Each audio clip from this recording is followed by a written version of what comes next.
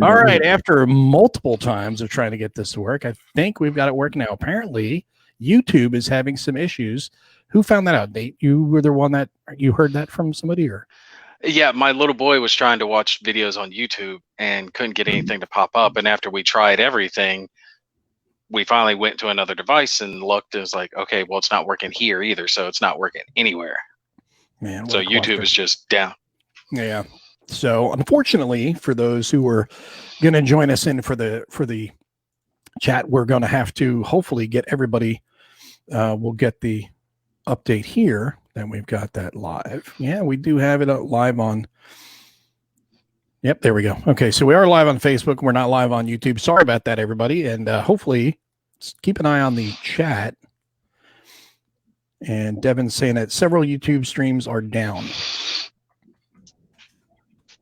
This is going to be weird. Apparently, you can't do the chat in Facebook. You can on the right, but it does not show in here. But anyway, so aside from all this cluster, this just adds to the mess. Yesterday we had the issue with timing, with scheduling, and now today we have the issue with YouTube being, bratty. It's it happens. So anyway, usual. What have you guys been up to aside from that? I know you got a couple new games, Kev, and you were showing them on your channel. Yeah, I had 4 roll in the door, actually. I had Harrier from Haunted Leader. I needed that. And you wouldn't believe crazy day today. That, I got a unpunched copy of the first version, as the little completist in me said, hey, why not have an unpunched version of that? I actually bought it from Salvatore Butler, the guy who did Unconditional Surrender. Mm-hmm. That from him. And then I got Time for Trumpets and Next War Vietnam in. So it's been a nice. From game perspective. And I've been playing The Last Stand. So, a little bit of everything coming in. See if this shows. No, it's not coming through too clear, but Last War Vietnam. Next War Vietnam. Next War Vietnam. Not last war. I was combining them. Not the last war. That's the bad thing. But what about you, Nate? I had 2 come in today. I got By Stealth and Sea, the production copy. Oh, I got that too. I might have to go over that one again, the production version, see how it came out. And then I also had One Small Step come in. And there's a little funny story that I'm going to give Uwe a little crap over it, because he meant to send an email to one of his associates at Academy Games. It was like, hey, do you think we should send Nate one of the One Small Step games to review? And he sent that email to me instead of his guy. Mm-hmm. And I responded back to him. And I was like, well, I'm going to go with yes, considering you sent this email to Nate, to Gimpy, that you should probably do that. And he responds back to me. He's like, damn, I'm glad I wasn't insulting you in that email. Yeah, that was the other email he sent. Yeah, I think because I haven't reviewed his Storm Over game yet, because you won't get online with me. It's all your fault. I told you back in September, I tried to set a date with you, and I couldn't get you to commit to a date. I know, because I suck. It's all my fault. You can't get Kev to date you, huh? I am going to be doing One Small Step with the wifey, because I really like the sound of it, and I think it's a good crossover game for her, because it's a worker placement engine building game, and she really loves those. There's one similar to it called Energy Empire. Don't know if you guys have ever played that one. All right, so you know which one I'm talking about. Yep. And she absolutely loves that game. She'd play that game anytime. And the sound of it sounds very similar. So we're actually going to sit down and play that one together. And I love the space theme, so we're going to have to try it out. It sounds like a war game I know of, but we can get to that later. What war game? No, this one, I actually have a preview coming out for that. I backed it on Kickstarter because, I'm a space nerd. So I was like, yeah, no problem. It's Academy Games. It's the Apollo program. I'm jumping all over that. Yeah. So I went and got everything. It looks like a good game, and it looks like it's very well made too. Although with Academy Games, it's kind of run of the mill. They always have good quality. Let me ask you guys this though: is DVG releasing the updated version of Fleet Commander Nimitz. Is I'm that not aware coming of out? Don't I know they had talked about it, and I could have swore that it was going to be part of this Kickstarter group they had done, like the one before last or so. But I can't remember if it was part of that or not. I'm not sure. I'm honestly not sure, but I know that Uva is listening because he made a comment on Facebook. He said, so he's definitely watching. And so hopefully we'll get, Todd's asking, have we talked already about the MMP sale? And did you guys pick up anything? We have not talked about that yet, Todd, but put on your smoking jacket, kick back, and we'll chat about that. The wardrobe. But so speaking of that, now that Todd brought that up, has anybody picked up anything from the MMP sale yet? Kev's looking up everything on the MMP sale. I'm still actually in talks with my buddy about what they're doing as far as their review thing. Remember I told you the guy that started working with MMP, and I don't know which way they're going with it, so I can't really make a judgment call until he lets me know what they're doing specifically. So I'm kind of in limbo as far as MMP is concerned right now, unfortunately. Did they even send out review copies to anybody? That was what he was talking to me about, was that he was pushing them to start doing the review copy thing and get their stuff out into more people's hands so more people can see it. And he's like, look, I own a game store. This guy does reviews for war games. He comes into my store all the time. I know him. We've got a good relationship. Let's work with him. And I'm like, dude, I'm here. Let me know what you need. I'm happy to work with you. Because he's a great guy. Love his store. Gamers Armory in Cary, North Carolina, if you guys ever go. Great place. Absolutely love the store. But until I find out like what's going on with there, I don't want to like pull any big triggers, unfortunately. So yeah, I'm kind of in limbo. But when I do find out, I would be jumping on some MMP stuff one way or the other. Yeah.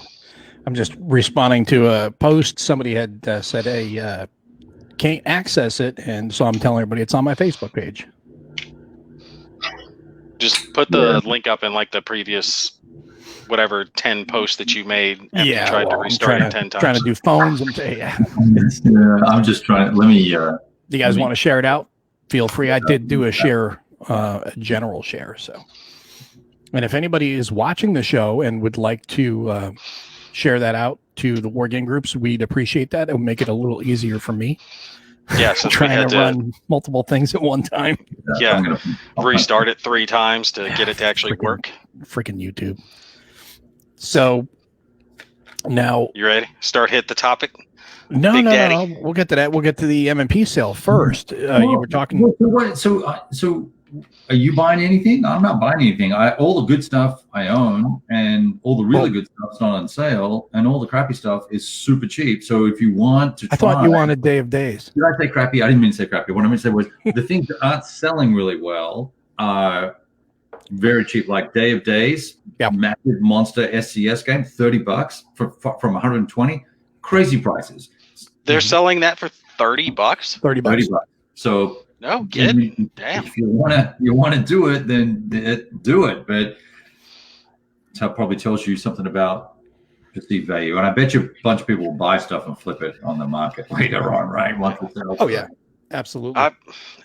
I've got one of theirs on my list. Was it the last Blitzkrieg? Is that do I have the right name? Yeah, it's in my stack of to-dos that I'm slowly working my way down through. It just takes a little while because I take and film way too many videos for each game. Let me see if I can share this. Yeah, I just shared it once, but you guys are just so worried about it. They'll find us. Just right? trying to be. I'm just because I had just shared it out to Board War Games and a few different. Okay, if you did War Games, that's great. So we are the beacon of light in that world of darkness out there. They're gonna flock to us. Moss to the flame, man. Holy crap! You have a really high opinion of yourself. Have you seen me? Look at this. This is why I have a high opinion. You just can't get that big old pile of something anywhere. Todd says Brazen Chariots and Greatest Day is $85 from $245. Yeah, right, exactly, right. OCS Korea down at $30. Wait, isn't the Greatest Day one of those monsters too? Yeah, but it's an SCS game, so if of all the games that are on sale, you got to really like SCS to want to grab that because it has some. I think it has some challenges, but that's just me. Well, every board game has some challenges. I can tell you one game. Like it's freaking like. Never mind. I would say actually, one game. Kev, I'm going to be working with you a lot here soon because I am struggling my way through Fudging Nut, the Thin Red Lines games, that big monster. Deadly Northern Lights? Yeah. No, the other one. Yeah, Deadly Under Northern Iron Sky. Under an Iron Sky. I am struggling to get my mind wrapped around that thing, and it's wearing on me. That one is a beast. It is. We should all jump in and do Vassal.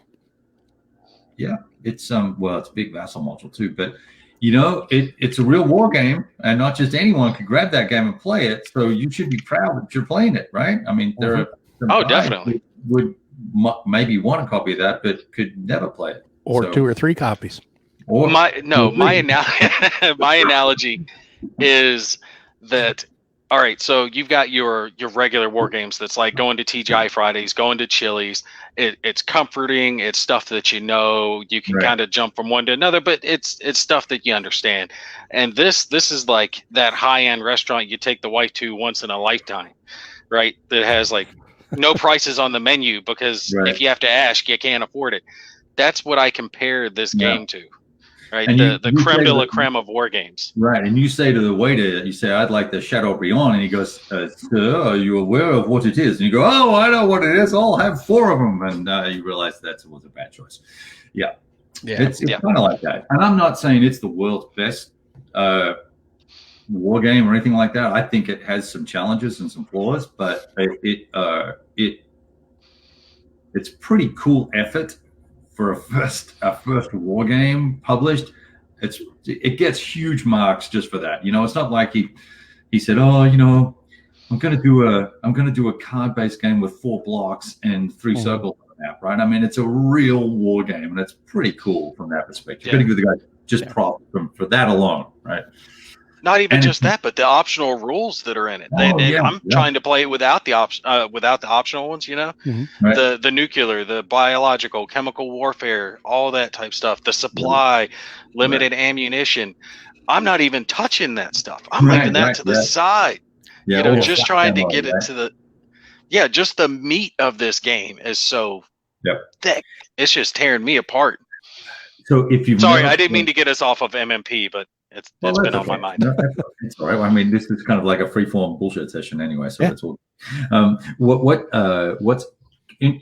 What would help probably is if you've played some SPI games in the past, even their magazine games, some of the older ones. I'm struggling to think of one right now off the top of my head that might be relevant, but the case structure of the rules and the layout of the rules, and even to a certain extent the rule wording, might, if you play one of those or 2 of those and then go tackle this thing, you'll see that there's similarity in the system, and then it's refined and updated with, like, say, the air war and stuff like that. So anyway, it's deep. Talking about the air supremacy for the mega hexes, right? And you're trying to figure out who has air supremacy, and then you've got basically 2 levels of the air war going on because you're worrying about air supremacy, but then you're worrying about the actual air combat that's going on. I think of it as like the level beneath that. Just so in depth. Like I said, I'm still struggling through the rule book, and I don't want to try to force it. So I've been sitting here like reading over again, comparing the components, making sure I've got everything right, because I don't want to start filming it and then bomb it. I would rather wait weeks to film it and film it properly. That's a much better approach, because I take the opposite approach and just film it, and if I screw it up, I just go, "Oh, sorry." So, but you can take one of the smaller scenarios, like even if you played the Berlin scenario to start with. I'm doing scenario 2 when I film it, and it's just the central map. Right. So, okay. So why don't you set up the Berlin scenario? It's 15 counters, and just get the mechanics of the combat and all that sort of stuff down, And then you can go to the second scenario, which has a little bit of the air war stuff that goes on, and the flak and AA, and try that, because then you've only got to worry about the air war to get it right, and then you can not worry about getting the combat stuff right because you've already kind of worked that out. That's just an idea. No, that's not a bad idea, actually. Yeah. Get my my head around a small piece before I start doing something a little bigger. It's 10 hexes. You're playing with like 10 hexes and 10 counters. So it's cool. Well, I figured, oh, well, second scenario, it's only 5 turns. How hard could it be? List of friggin' units in it is like this long, and then I got to turn the page. Yeah, it took me 2 weeks to play 4 turns of the campaign of the Deadly Northern Lights. So, yeah, good luck.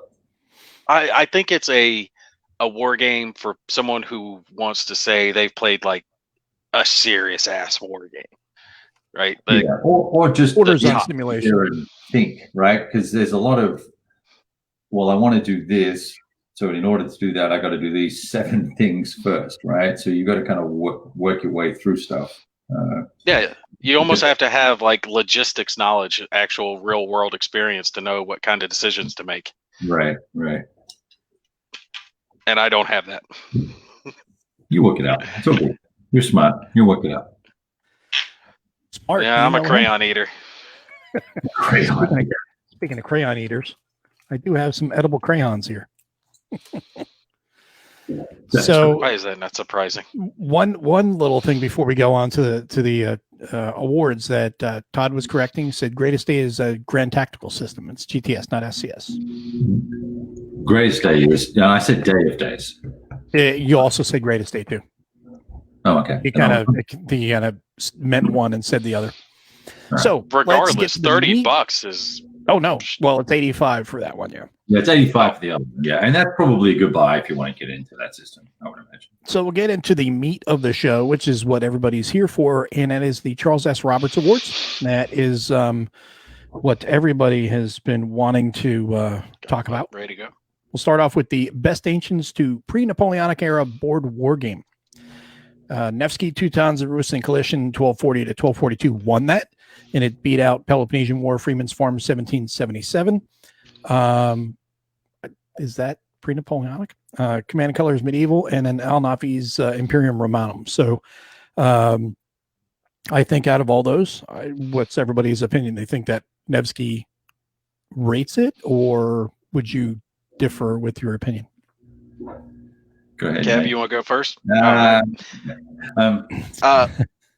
I'll put it this way. I've only played one of the 5 they've listed down, which is Peloponnesian War. And I think that's a good one. I think it's an excellent system for the game. But without having more extensive knowledge of the others, I can't rate it against it. Of course, I would pick that one, but it's the one that I know. I am a little curious of why some other games, like the Man of Iron, Tri-Pack.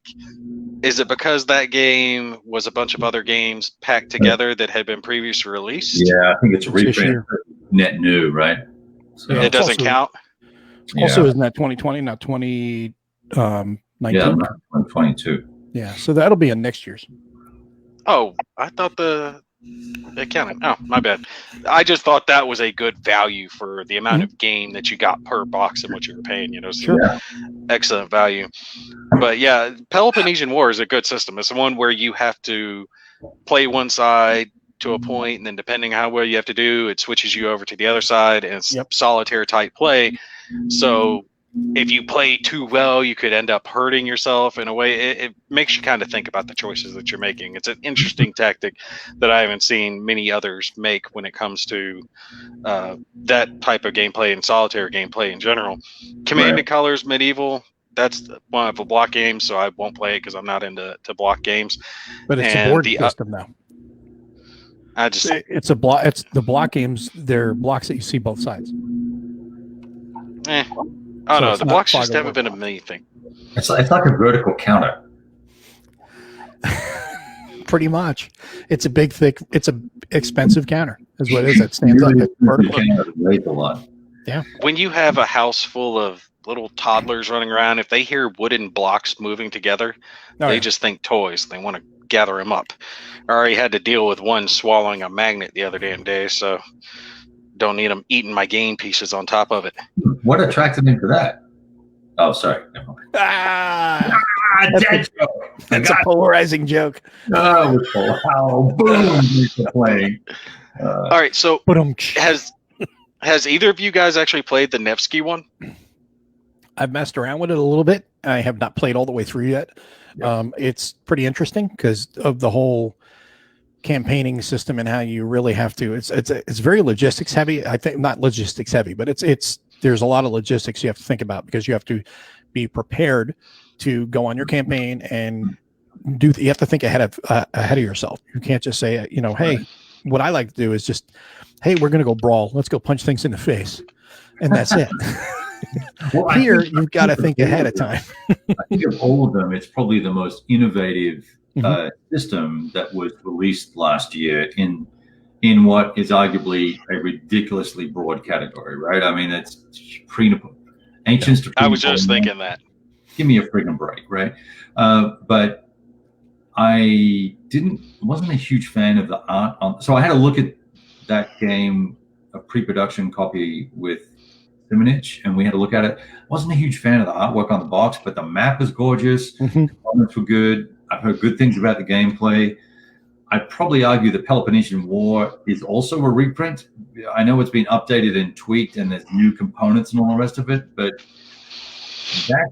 that's the old Victory Games Mark Herman title, and I own a copy of that, and I think it's a cool game. It's a great idea.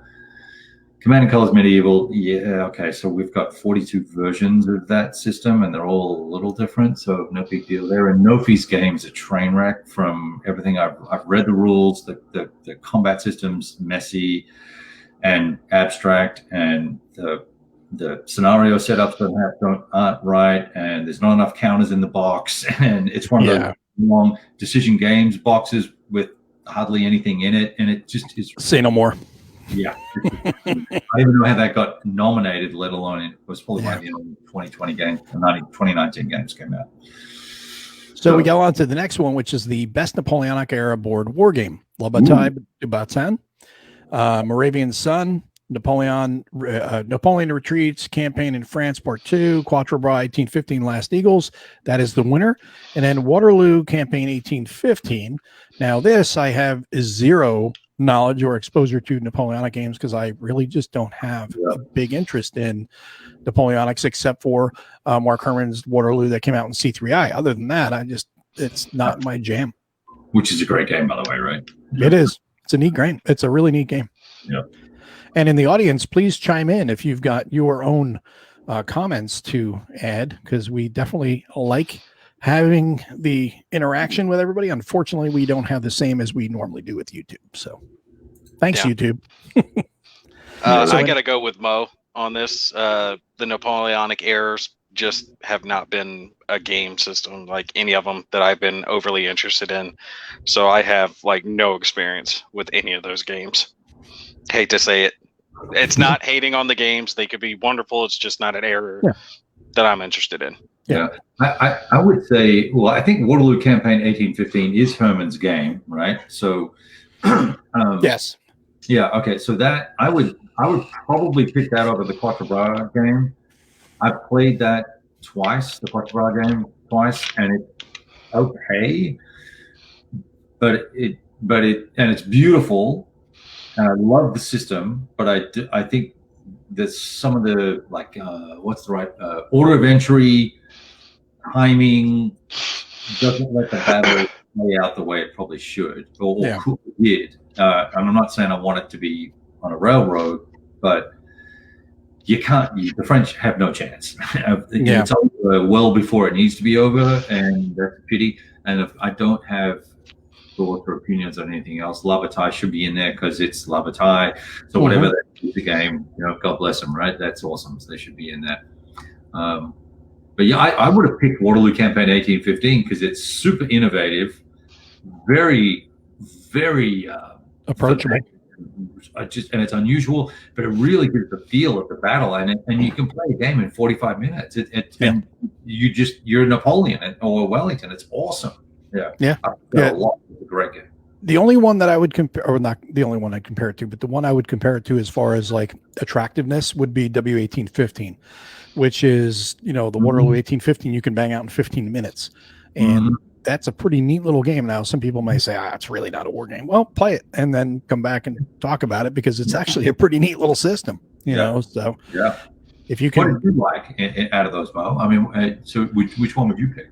Out of these, I would only pick Waterloo Campaign 1815 because it's the only one I have any experience with. So I could not speak with any experience on those because it's Napoleonic. No one cares about whether you play the game or not. It's all just subjective bullshit. Well, in my expert opinion, Waterloo Campaign 1815. So now we go to best post-Napoleonic to pre-World War II era board game. We've got Brave Little Belgium, Crusade and Revolution, the Spanish Civil War, Custoza, Fields of Doom, Death Valley, Battles for the Shenandoah, which won, and Triumph of Chaos V2, the Russian Civil War 1918 to 1921. And as I said, Death Valley, Battles for the Shenandoah won. Right. And out of those, the only one that I have played is Brave Little Belgium because Civil War is just another era I just really not into. Well, I'd agree with you that I think Brave Little Belgium was a great one. Right? It was a neat I game. played that one. I reviewed it. It was a nice, easy, slim down box, not weighted down with components, rules, anything. You could just whip it out, play it.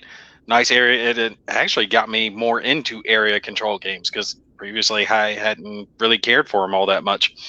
And that one I really enjoyed sitting down with. I thought it was a real ingenious, streamlined system. Now, Death Valley, that's the one that was by GMT, correct? Yes. Yeah.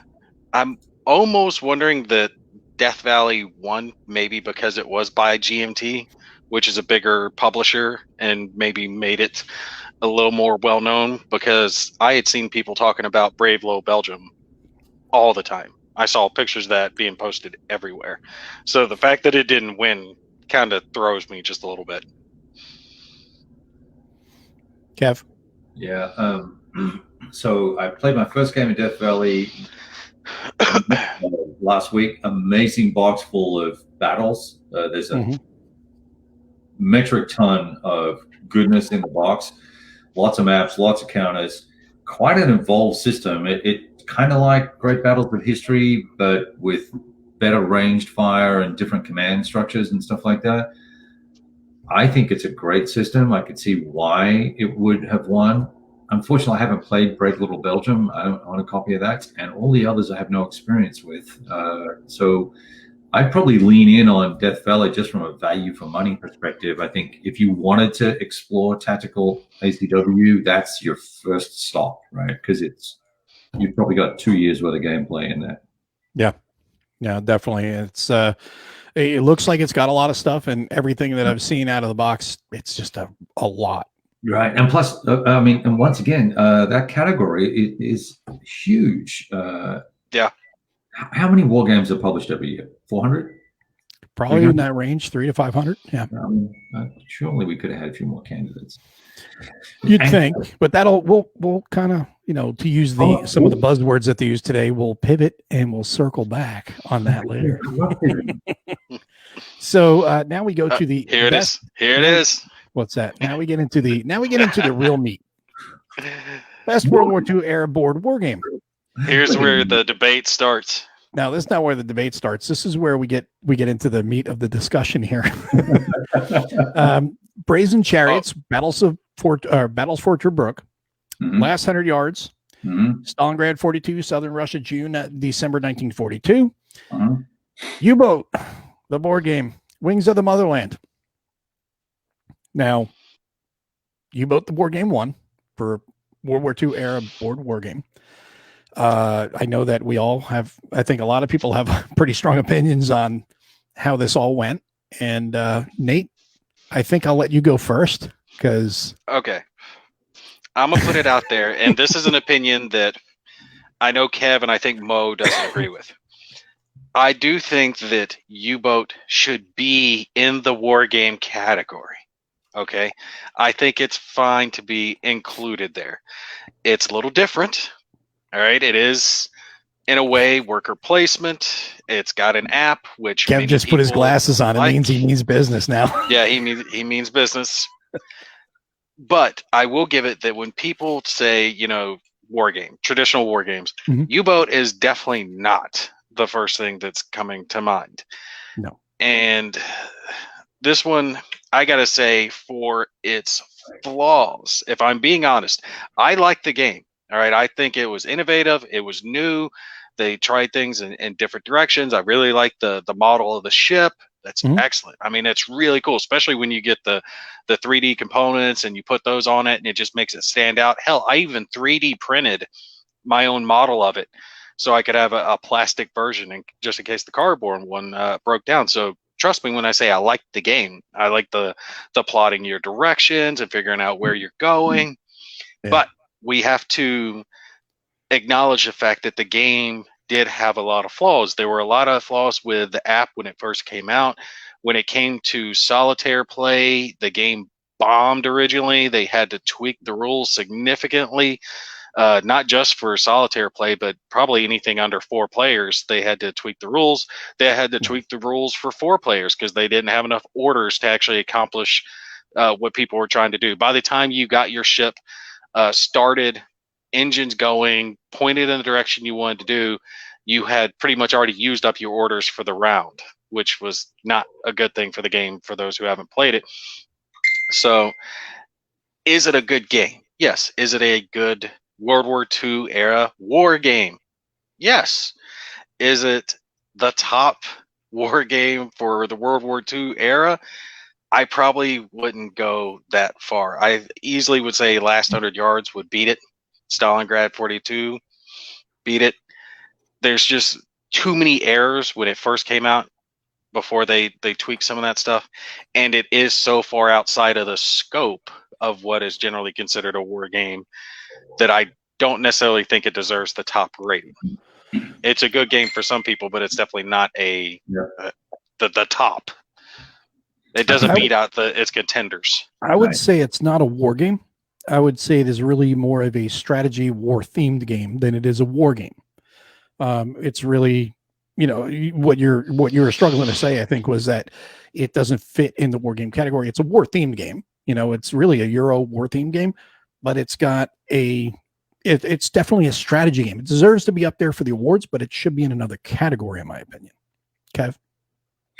Yeah, so I think Gimpy kind of struck on a lot of the things that are good about the game, right? And obviously a lot of the challenges that it had out of the gate. And when you raise that much money from people and invest that much time and effort, you would think that playtesting might have exposed some of the challenges versus what appears to be a naked money grab. But that said, I've played all of the games on that list except for Wings of the Motherland. U-Boat, I have not played, but I watched it played for about an hour and a half. We were sitting around in a circle, and 4 guys were having drinks. And my takeaway from watching the game played was that it is as you said, a war-themed worker placement Euro game with an app that has a very definitive shelf life. And yes, I have no issue with that. And that absolutely belongs in all the categories except for wargaming. So, so I don't know why all that happened or why it wins all the other awards that are further down the list. Well, we know why.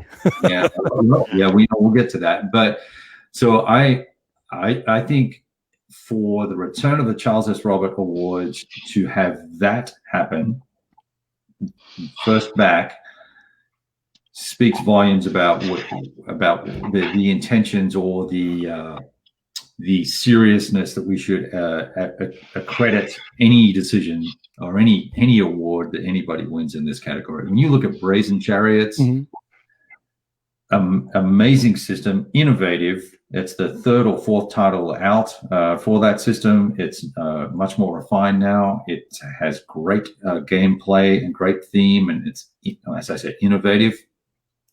Last 100 Yards, another innovative. Who would have believed to see a brand new tactical war game system set in World War II that would be as popular as it has been. I mean, it's a fantastic system, and if you haven't tried it, you should. You're stupid if you don't.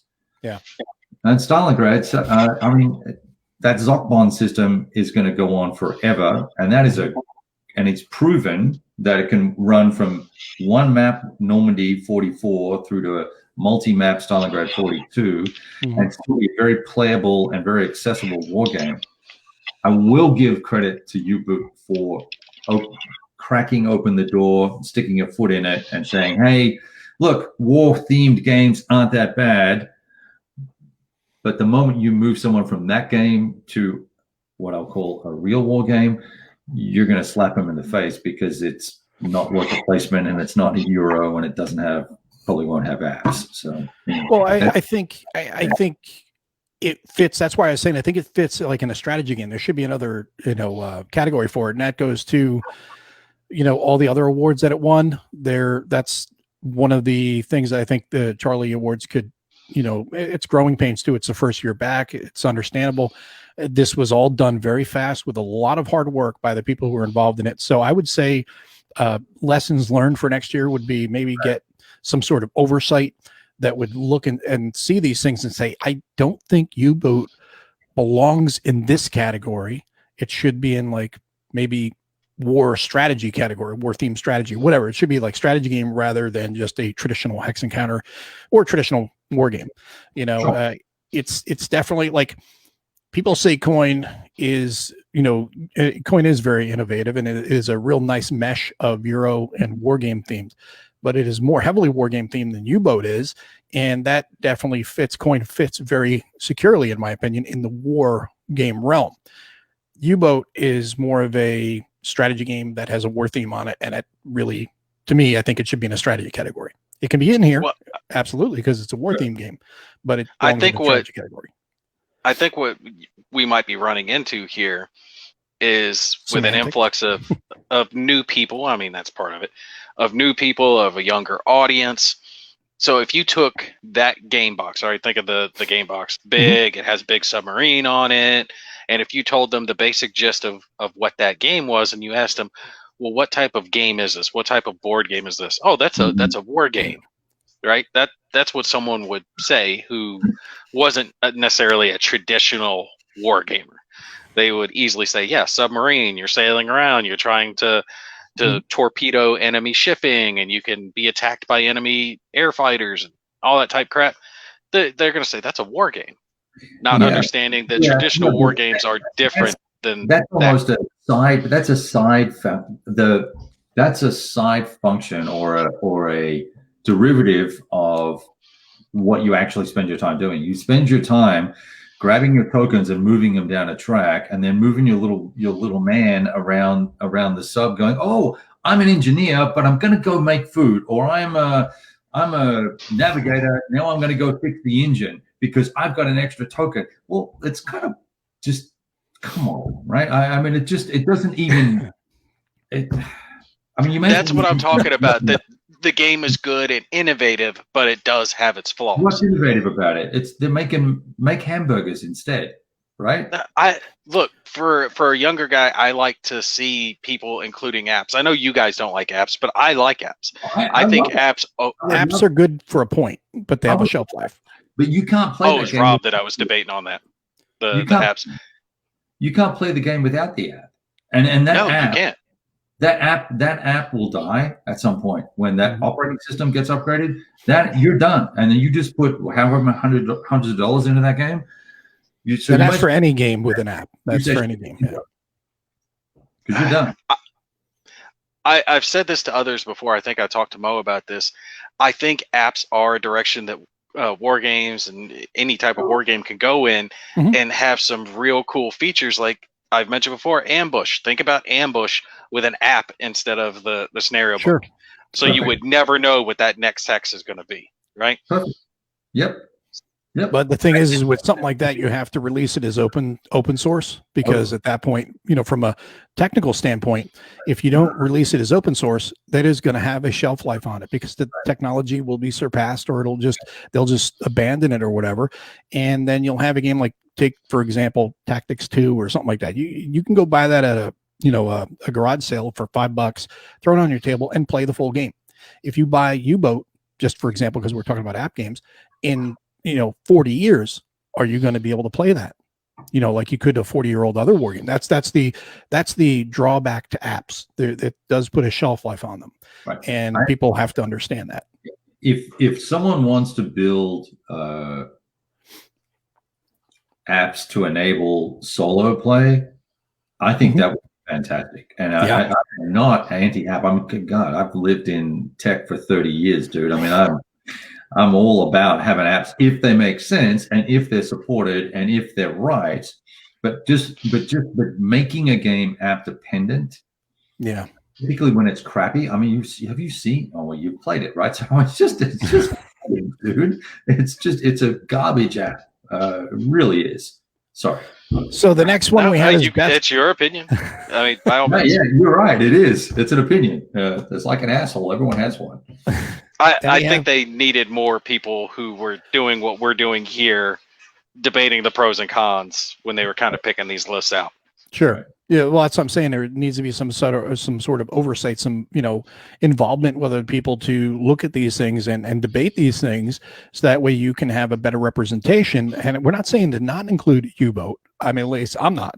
I think it's cool and has its place, and it does have its place in the war game world as far as being in the correct categories. Right. I don't think you can't have that with, it's like having chess and Go and then having Tiddlywinks. They don't match. They're games, but they are different levels. And while that may not be the best analogy, but right. Or come up with a Euro themed war game segment and stick it in there. Crossover war game, something like that. Yeah. Which would be fine. I would agree with that. Mm-hmm. Right. There we go. So we have the next one is best post World War II Cold War and hypothetical era board war game. Blue Water Navy, The War at Sea, Hearts and Minds Vietnam 65-75, Less Than 60 Miles, Red Storm, The Air War over Central Germany 1987, and World War 85, Storming the Gap, which won the award. So, Nate? What? Dirty. Like it's a question. World War 85 blows the shit out of the others. I mean, it was just I don't know. That's a strong category right there. That is a strong category. Now look, that are great. Less Than 60 Miles, I'm sure, is good. Now, I haven't tried that one, but I know it's the same people as Thin Red Line, so I would expect good things. But compare it against Hearts and Minds Vietnam. I'm sorry. I love Compass. They do good stuff, but they bombed it with Hearts and Minds. Not necessarily the game specifically, but the solitaire gameplay is where they bombed it, because it shipped with so many errors as far as the cards and the rule book were concerned. I mean, I had like a 20-minute segment when I was reviewing it, just of the errors from the cards and the rule book, trying to figure out how many numbers I was supposed to have of what. They didn't do that well. The game itself, I thought they did excellent. I loved something that game did, which was the big mounted map, and they had the snippets, right? The little bits of rules that you needed to know printed on the map, and it was on each side of the map. So no matter which player you were, red or blue, you had everything you needed right there in front of you. It was excellent. I mean, they had some real good stuff, but then there were certain things like leaving charts that you needed in the rulebook itself instead of making it a player aid. Right. You needed one more sheet of cardstock. Why wouldn't you have done that? That's a ease of play. What's the phrase I'm thinking of? Yeah, it's an ease of play aid, right? Yeah, ease of play. I mean, they didn't take a step that would have made it a lot easier for people to play the game. So with those errors, there's no way that one's going to win top. But then you compare it to something like World at War 85 that went the distance in every single direction you could go. The Kickstarter had a buttload of stretch goals. You had the mats that you could order. They even did the canvas map for the 8 maps Big pressed together. Gap, for Fold a Gap. Excellent choice there. They even had the cards where you could play it as more of a miniatures type game, giving you the stats in inches or centimeters or whatever measurement, whatever scale you wanted to go with, or it was 6mm, 30mm. I forget all the different sizes, but they gave you that option so you could play it as a miniatures type game if you wanted to. Come on, what other war game provides all those different ways to play and has the solitaire deck to go with it on top of it? Yeah. The rest of them are competing against the car that came out with every feature you could ever have, right? Bluetooth, smart everything. I think they kicked butt on World War 85. The only thing they're missing is an app. Yeah. It just needs the app. I'm jacking with you, bro. It's all good. Look, I know I sound like a fanboy, but Mo, I mean, you know this. We were playtesting World War 85 years ago, and to see how much effort and work went into that to turn it into what eventually released. I mean, it absolutely deserves the award. And I'm not saying any of the others are bad per se. You know, Less Than 60 Miles, I'm sure is good. I haven't had experience with Blue Water Navy or Red Storm, but Hearts and Minds would have needed a lot more work to be in competition. Yeah, I haven't played a good Vietnam game yet, but except for VG's old Vietnam. Lock and Load Tactical Vietnam. Well, that's I'm sorry, I meant like at that scale, at Hearts and Minds scale, right? Yeah. You know, tell me that wasn't disappointing though. Yeah. Well, because I so wanted that, the campaign of Vietnam where you could play through all the years and have the war waging back and forth and deal with the guerrillas and the bombers and all the other stuff they had going on, the asymmetrical warfare, right, in the way that it was fought. It sounded like a great idea. I think they just dropped the ball in execution. Well, it's like that other game, No Trumpets, No Game, or No Trumpets, No Drums, or whatever No trumpets, it is. No drums. Yeah. That's highly flawed as well. That was problematic. Of all those, I've read the rules for Blue Water Navy. I was going to play with a buddy, and I read the rules, and I was like, this looks really interesting. And it's derivative, I think, of Breaking the Chains. I think it is. Yes. But it's simplified and less risky. Breaking the Chains had a lot of high rolling going on. So I was super excited about that. And I think the next volume of that is out now. Blue China, not Blue, South China Sea or whatever it is. Well, South China Sea, you're talking Breaking the Chains. Yeah, there's South China Sea, and then there's an Indian Ocean that's coming out too. I think they're the new wave of good sort of fleet style battles. That's pretty cool. Less Than 60 Miles, I didn't like that game as much as Under an Iron Sky. It really leans in on being more of a hardcore simulation style game versus what I would call a war game, which is there's some elements of fun. We found it to be a lot of work and not terribly much fun. That said, it's super popular, so folks are digging it. And Red Storm, I had a look at that game and I read the rules and I was like, yeah, okay, this is not for daddy. So I've got mine. I'm going to be selling mine. I would love to love that system, but that's over my head in terms of level of interest and detail, I think. Well, you pointed out to me that you thought it felt much more like simulation than it did game. So Less Than 60 Miles. So that becomes a lot more of a different mindset for one. You can't look at it from a game aspect, Yeah. Blue Water Navy, I have not played it yet. I have the game, and I have done like you. I've looked through the rulebook, and I'm really excited to play. I just have not set up because it's going to have to be a solo game. Hearts and Minds, same thing. The disappointing thing and the frustrating thing was it was a third edition, and by the third time, it should be pretty smooth for any publisher to get that out. Exactly. In fairness to Compass, they did correct the cards, and they got those cards out to everybody, so that was great support. Sorry, Mo. Let me interject there. I did forget to mention that. I will give Compass 100% props because it wasn't very long after I had bought Hearts and Minds that I actually got it in the mail. They sent me the counters and cards and all that stuff that needed to be fixed. So mass props to them. Yeah. And not Sorry, only I didn't that- mean to interrupt you, but No. Not only that, they also released a PDF of those corrections very quick, and then they had the hard copy out to everybody within weeks. So that's pretty awesome. Red Storm, I have not played it yet. Just haven't sat down to learn that one. World of War 85, just fantastic value. A lot of game in that box, a massive amount of game in that box. It's amazing. What an amazing Kickstarter that was. It got a lot of people into that system, and they're going to keep buying that from now on, right? yeah. Because I mean, come if it's tactical, if it's monster, you could play a small little skirmish type game, or you can play an 8-map monster that can take you days or weeks to complete. With sides going back and forth, missiles and mortars and all this other good crap. It's just awesome in the way that you have to play that game. I know I sound like a fanboy, but I really like that game. I think they knocked it out of the park with it. Now, it's not flawless. Of course, there are a few things here or there that could have been tweaked, but for the most part, they did excellent. And Todd, go ahead. No, you're good. Just say, Todd, you're not trolling the stream. Well, I'm looking over it because Facebook is different than doing our normal show. So normally I'll see these questions, they'll pop up in the chat and I'll be able to throw them into the chat here, but we can't do that here. So I'm going to try to scroll back up and look through and see what some people have commented on. And we've got Devin saying U-Boat should never have been on there, but then again, he didn't feel that Dune belonged there either because that's a reprint when it was released in 77. So that's a good point there. Todd says Stalingrad 42, no doubt very good, but not groundbreaking like the other two. And he mentioned Last 100 Yards and Brazen Chariots, and which we had already talked about as well. Last 100 Yards, very innovative and a really cool tactical system. Yeah.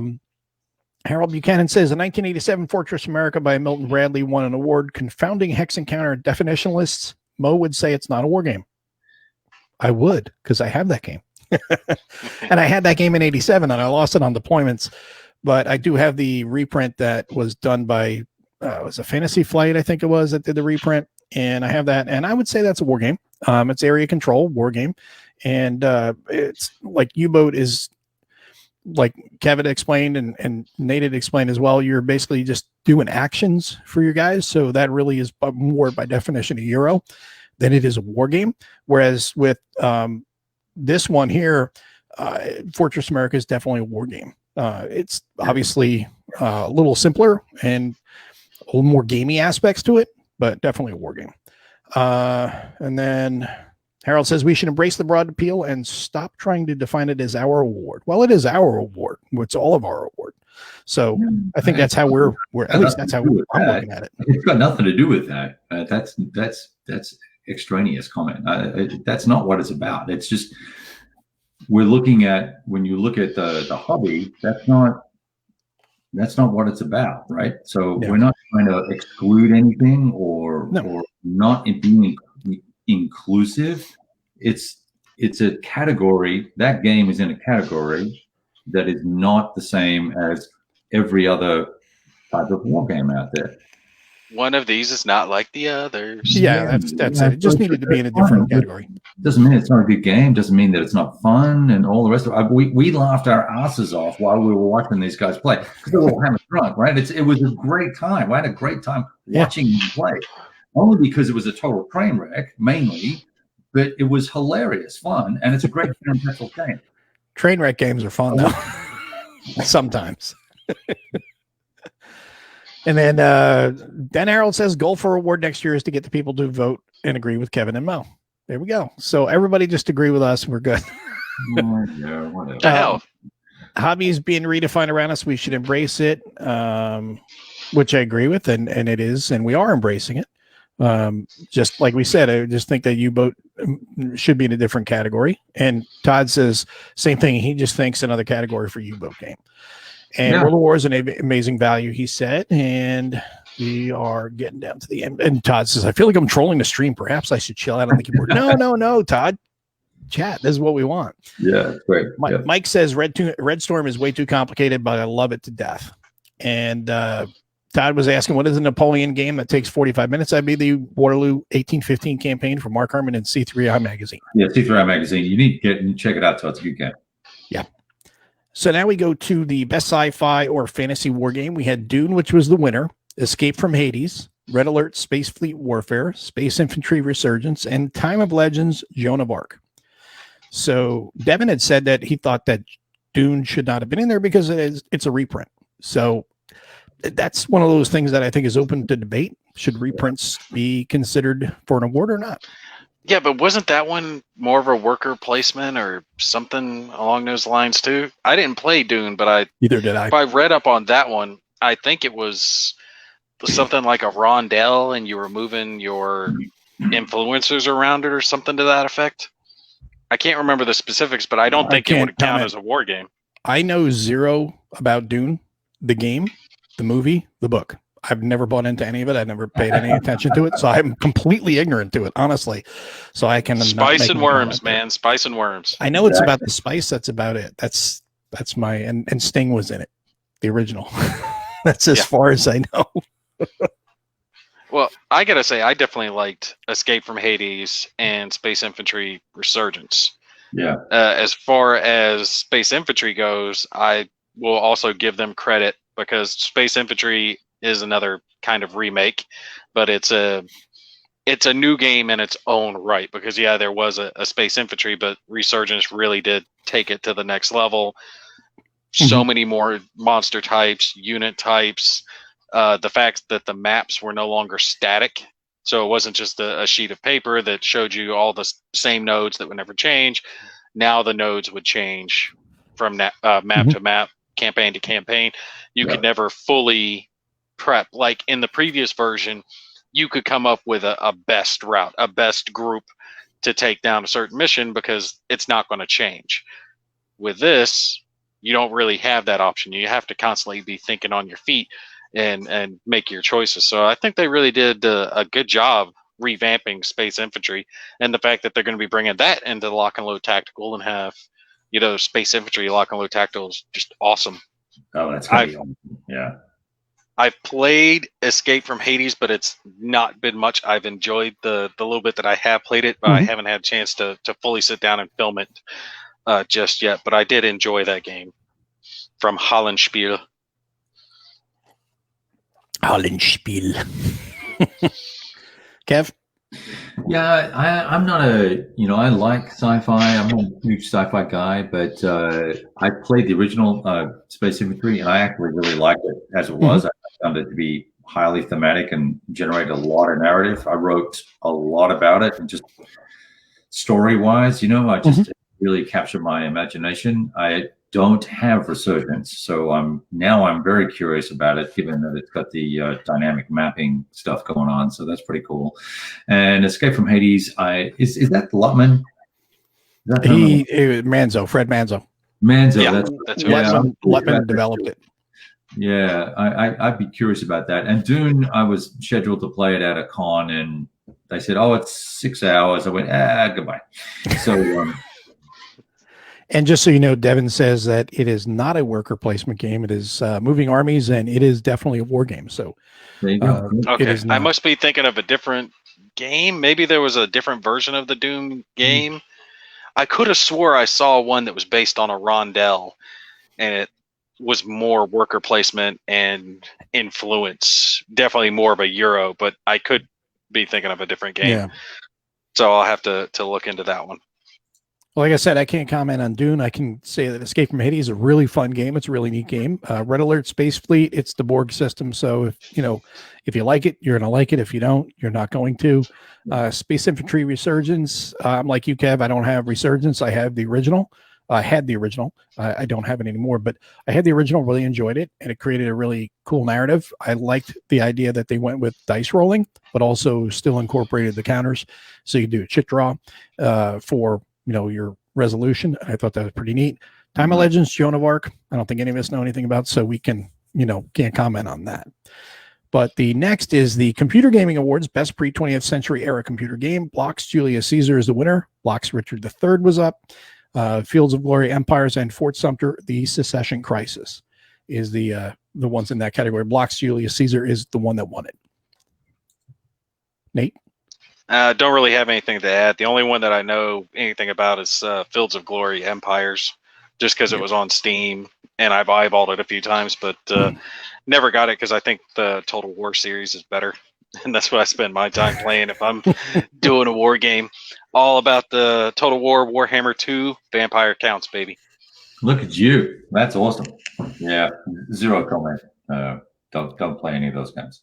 Well, Fort Sumter, I played the board game. I played the computer game. I think the computer game is fantastic. Playdeck did another knockout job with that one. In next year, I think Labyrinth will be up there for the award on that. They've done a great job with all their stuff they've worked on so far. Next one is Best Modern Era Computer War Game, and that is Command Modern Operations. That is the winner. Unity of Command 2, War Plan, and World of Tanks. Why is World of Tanks on there? It got nominated. People voted it. It's been out for friggin' 10 Forever. years now. Yeah. I mean, at least I think it was out when I was still in college, or before I joined the Marines. It was out back when I was smoking pot. I know that, and that was 20 years ago. So it's been a while. This is family friendly. Oh shit! It's on Facebook. I will say, late. Command Modern Operations. I would definitely agree with that one getting the win because they did a good job of it. It is a beast. Yep. I would almost say it's more simulation than war game. It's that in depth. But if you're wanting to have something that's really deep like that, then Command's a good game. I mean, you'll love it. The overhead's huge on that. I think I bought one of those games, and I loaded it up, and I went, "Oh yeah, no, that's not going to happen." I don't have the time anymore for this. Game 2 is cool. Like I can play that thing, but once you work out, like you save it before you do the combats, and you go, "Oh, okay, that's what the AI does." And you go back. Dirty exactly how I do it. You save scumming it. Yeah. Well, no, when you're learning, because most people, learn computer games by loading it up and doing it and not reading the rule book until after. So you go, all right, let's see how combat works. All right, I got 3-to-1 odds. Oh, that doesn't work the way I thought it did. Okay, so that's what the computer does. Yeah, it's like what is that? PDF, right? What is the name of that game? The War in the Pacific. Right. I actually got that for PC now. They had a sale going, and I got it for like $15. Nice. Right. Yeah, good sale on it. I was like, yeah, I got to get it just to have it in the collection. But I fired it up once, and the screen's there, and I get there, and I have like no idea what's going on. I was like, yeah, I'll learn this later. Hit exit, and go about my day. Super detailed, right? Super detailed. Oh my god. Yeah, what ships and how much oil goes in each merchant ship, all crazy stuff. I don't even know. I'm talking at my ass, but anyway. No, so you're right. I mean, it's as in depth as you can get in a PC war game having to do with the Pacific. Yeah. But it's one of those that you want to play, but you don't want to take the time to learn how to play it. Yeah, I've learned after buying about 4,000 PC games and playing 6 or 7 of them that I need to stop, and I go look at the sale and go, okay, Kevin, walk away. It's only $3.99 though. It'll never be $3.99 ever again. All those little the GOG, I don't even know what that stands for. Good old games or grand old games or whatever. Yeah. Right. The packs of like, get all the strategy games ever for $79.99. Oh, I gotta have it. Yeah. Look at the deal. I've never played them. It's like every time you look at a screen like that, all you're seeing is 3D words coming out going value, value, value. You're going. I did the same thing. Buy now. What was it? It was like Panzer Corps Gold. I think they had on sale recently on Steam. And I got the huge bundle of it. It was something like $15 or $20. I forget what it was, for all of them. And I'm probably never going to have the time to actually sit down and really dedicate to it. But I love seeing it on my desktop, knowing that it's there and I can click on it. By the way, Todd says he likes your background, Kev. And Devin was saying that Dune is a combination of diplomacy and area control, better with more people. So then we move on to the next, which is the best sci-fi or fantasy computer war game, Battlefleet Gothic, Armada 2, Fantasy General 2s, and Stellaris, which was the winner. I don't think we have any comments on that, do we? Again, how did Stellaris win when that's been out for a while? Battlefleet Gothic Armada 2 should have won that if we're talking about time frame. Mm-hmm. And if we're not, Stellaris is the better war game by far. But I just don't think Stellaris should have been included because it hasn't it's been out for a long time now. I mean, it's got something like 15, 20 expansions for the damn thing. But Battlefleet Gothic Armada 2, they did a very good job. My brother and I played that a lot. We would set it up and do 2 players versus the AI, and we just had fun spanking the AI together, playing as Tau and Necrons. We love the Warhammer universe, so we'll play that stuff all the time. And they did a real good job, I gotta say, with Armada 2. I know most people in the comments or in the section are not worried about this type of game, but it is good if you like those. So Todd says, Gimpy, the game you're thinking of is Terraforming Mars, round map, workers, and resources. So the next one is no, for the one that you were talking. Yeah, instead of Dune, it is Terraforming Mars. Is what Todd is thinking that you're thinking of. So best computer war game graphics: Steel Division 2, U-Boat board game, Unity of Command 2, and World of Tanks. Unity of Command 2 won for best computer war game graphics. What U-Boat didn't win? What? No, that won best map. Oh, we'll get to that later. I'm sorry, but it was fully deserving. Why did they pick Unity of Command for graphics? It didn't really have. I mean, it's hex and counter type stuff. The voters voted. But Steel Division blew out the graphics. Yeah, you can zoom all the way in. You can see the tank. You can see the shells bouncing off or it getting destroyed and the smoke and fire burning out. The infantry running through. Yeah, I mean, Steel Division is excellent. I mean, it's a much more multiplayer than a solitaire game. Hold on. Devin, what? Get a life. He has 1,900 hours played in Stellaris. That game can eat your life. Holy crap. It's done that with Devin. It's like, damn, dude. Yeah. It's deep.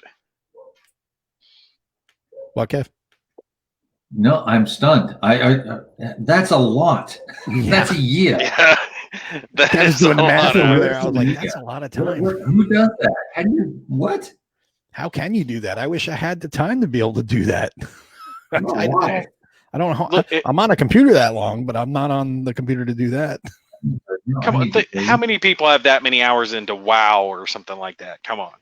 No. True. There are not many games that can suck you into that level. Stellaris is one. So there's no faulting him for it. So the next one is Best Amateur Print and Play Wargame. Battles for the Pacific, B-25 Prince of the Skies, and Federation Stellar Force. Yeah. I actually printed that out the other day. I have not played it yet. No, it's not on there because it's not amateur print and play. But Federation Stellar Force looks pretty interesting. Well, no, we did the Unity Command. We were talking about that. No. The couple in that category, S-Boat, Scourge of the English Channel, and Storm over Dublin, are both in that category. Oh, that's right. That's right. Yeah. Storm over Dublin. You're right. That wasn't on the list until I scrolled down further. So, like I said, Federation Stellar Force, that is the winner, and everybody has talked very good about it. So, I'm really looking forward to trying that one out. DVG should probably pick it up then. Yeah, really. Yeah. No other comments, so we'll move to the next one. I hate print and play. Sorry, I'm not a print and play guy. No, I know. I'm sorry. I figured we didn't have a lot of people that would talk about print and plays. There's a reason I pay money for someone else to print it so I can play it. I'm with you right there, bro. Best Solitaire Cooperative Board War Game. Fields of Fire 2. Jeff Davis, The Confederacy at War. Peloponnesian War. U-Boat, the board game, which won. Zeppelin Raider. So, I will start off by saying something that Billy already covered earlier. U-Boat, the board game. I mean, I have it. I backed it on Kickstarter because the U-Boat theme really resounds to me. I love subs. You can't play this game solitaire. I mean, you can, but it's just... you have to make certain exceptions and change certain settings for it to work well. Solitaire cooperative, so the bad category. Yeah, right? Yeah. But from a solitaire standpoint, you really can't play it without making a lot of changes and doing a lot of work. And it just doesn't, it doesn't seem like it'd be, because when I looked at it, I was like, yeah, I'm going to play this. And I started looking, I'm like, the rule book's a mess. And no, No, no. It goes back on the shelf. It can't be a mess. Well, hang on a second. The rulebook can't be a mess. It was War Game of the Year. From Solitaire. And according to Mr. Buchanan, we need to accept that rulebooks are a mess and it's all okay. But from a Solitaire standpoint, I was just like, yeah, no, I'll save it for whenever we can play in a group. And unfortunately, things have not allowed people to play in groups this year. So it's just sat on the shelf. So yeah, from a cooperative standpoint, yeah, it could be up there for it. But it's, I think Solitaire and cooperative should be split off, in my opinion, because all of these other ones are Solitaire games. And if you're throwing in a cooperative game, that could throw it off, just like it was all cooperative and one solo. It's hard to weigh them against each other, I think. Yeah. When I'm looking at these categories, right, and I'm looking at this Solitaire and then all the ones that are listed down, there are three that easily beat out U-Boat, Fields of Fire 2, Peloponnesian War, and Zeppelin Raider all beat U-Boat when it comes to Solitaire play. Yeah. Now, I can fault them on a few things. Like Fields of Fire 2, I think GMT was not honest when they announced or put on the box the complexity rating. I think they gave the game a complexity of 5. It was 5 or 6. And the game is much more complex than that. We all know it is. I actually compared it because I pulled out was it Age of Sail or whatever is one of the sailing games, which is much easier. 20-page rule book versus 60-page rule book, and both of them were rated at the same complexity level. Like you're not being honest. So that was something that I knocked on Fields of Fire. But Fields of Fire, I do believe, is an excellent game that does a good job of showing communication and how it works in a combat scenario with a company level and how you're going to pass the orders down from the top and work them on down. So Fields of Fire should be, voted up for that. Peloponnesian War, we also already talked about earlier about its solitaire aspects. Mm-hmm. And then with Zeppelin Raider is kind of like that feel good, right? The feel good food. It's your burger and fries. It's just like a comfort game. Yeah, the Hunters, the Hunted. I'm brain farting out the one that's in the Pacific. Beneath the Med, Beneath the Med. Victory. Yeah. Oh, Silent Victory. That's the one I was thinking of. All of those type of games. It doesn't matter which one, whatever you're into. If it's boats, planes, zeppelins, bombers, whatever. Zeppelin Raider's just one that does it for zeppelins, right? Sure. Much better solitaire game than U-Boat, by far. Yeah. It's a tried and tested true system. It works. Go ahead, Mo. No, the other thing too is if it's going to be up for a solitaire, it's solitaire cooperative, so it's a combination of the two. The other thing too is with any of these games, you've got to, they've got to also, you have to take into account how are you going to play them? Are you going to, how often are you going to play them? U-Boat is a big game to set up, and it really does need to be set up with people, meant to be played with people. So it really is meant to be just a cooperative game. But the other ones are all solo games, and Greg Smith does an amazing job with all his games. He has these games that create really interesting narratives. Fields of Fire 2, it's complex, lots of layers to it. Todd was commenting over here. He says, it's super complicated. So I've heard, oh wait, Gimpy got it. So apparently it's not as complex as it's meant out to be. Whoa. What the hell is everybody gunning for Gimpy this evening, man? I feel like a dog that keeps getting kicked.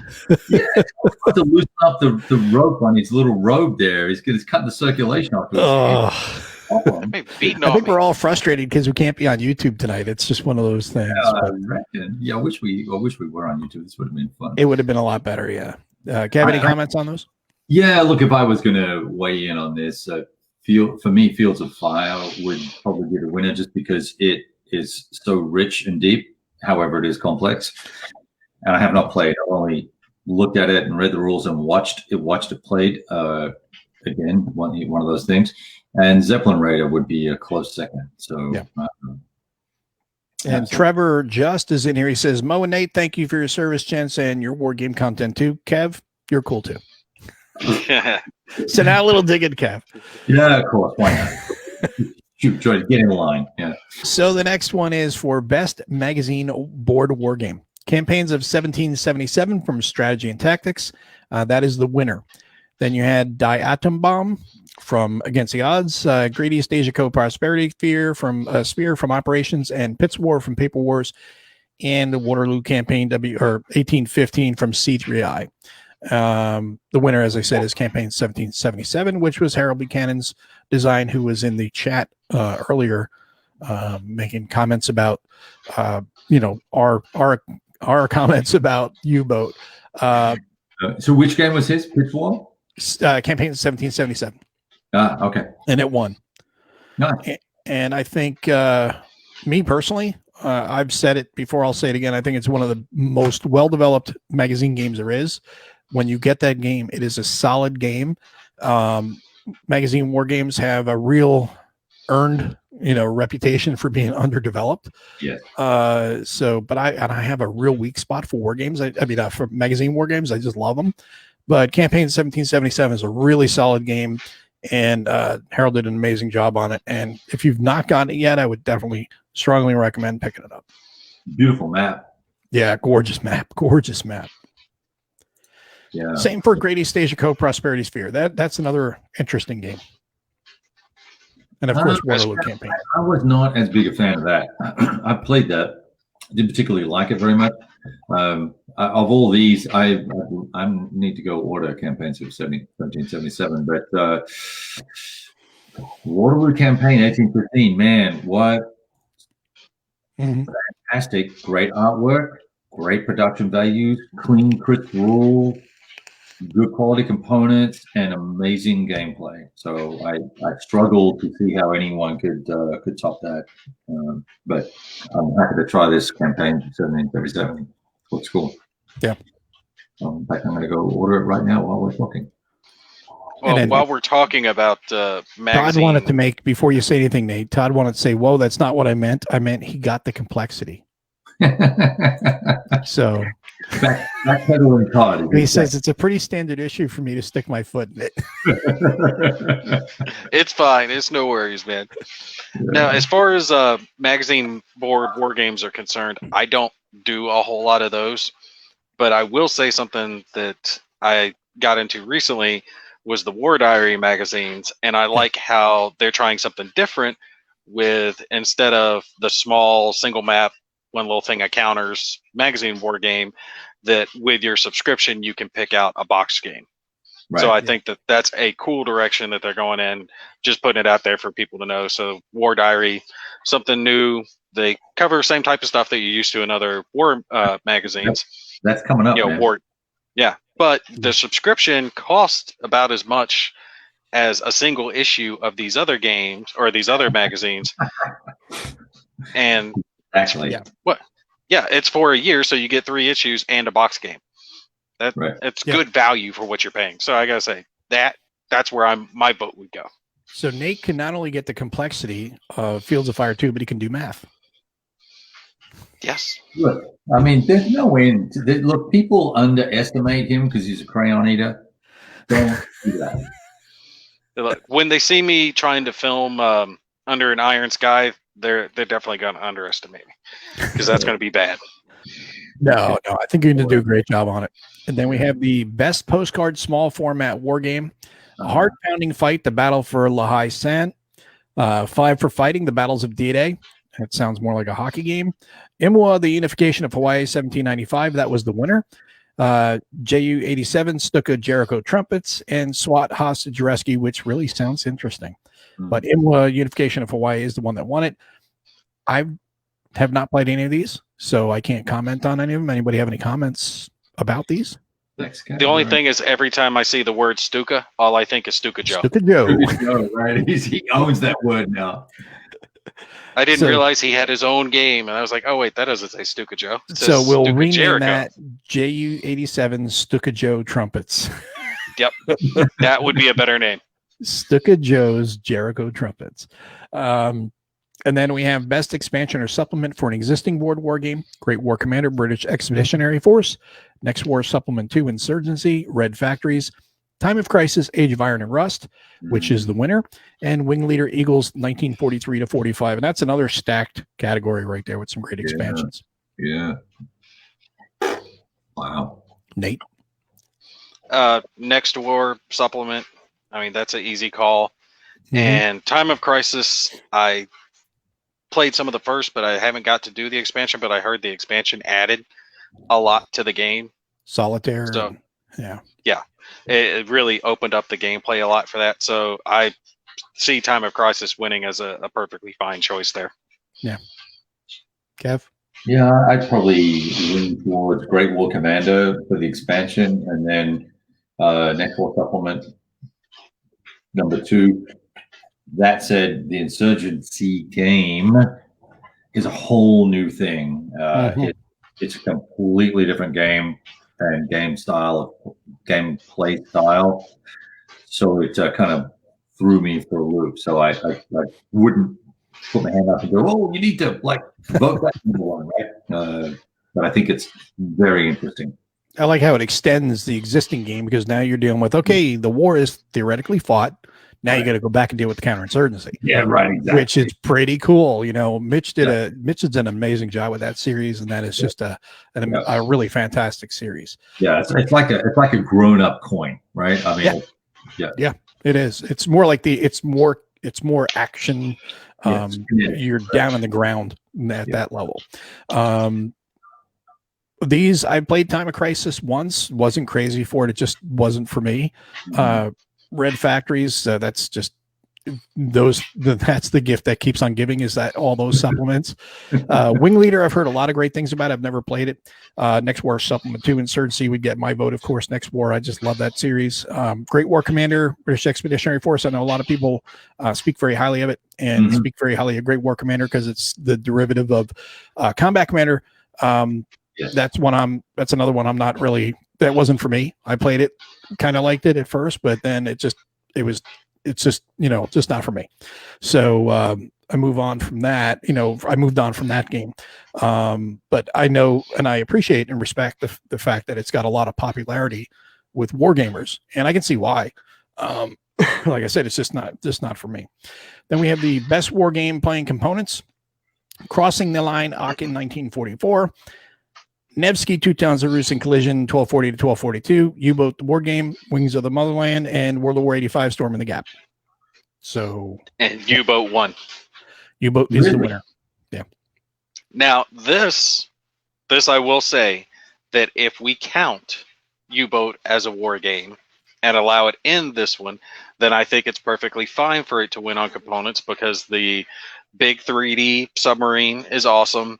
The 3D printed, or not 3D printed, but the resin components that you could get to add it up, to spruce it up, are excellent. I like the neoprene mat that kept track of everything nice and neat for you. All the rest of the standard components, like the cardboard pieces, were nice and thick.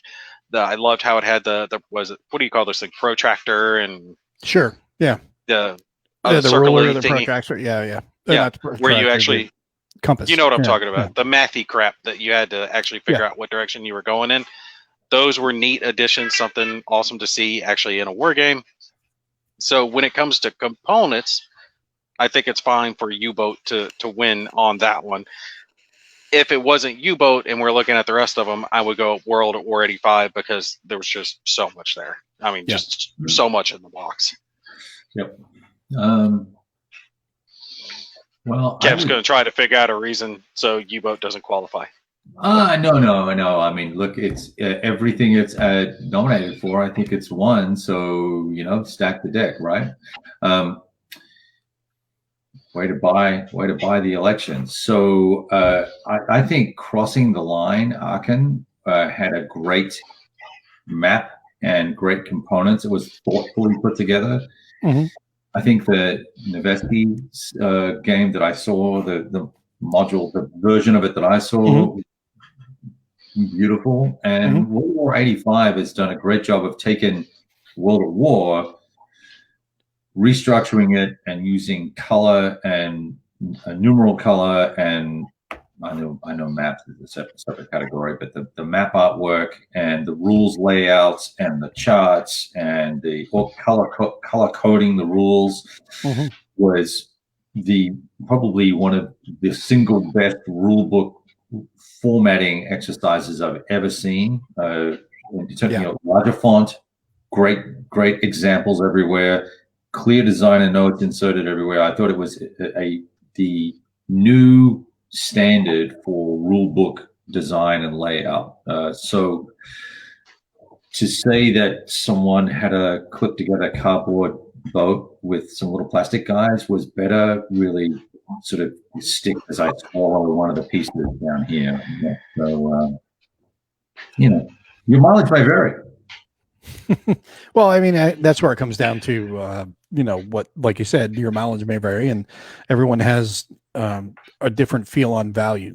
I think in this instance, I would lean towards U-Boat, the board game, because the components I thought were really good.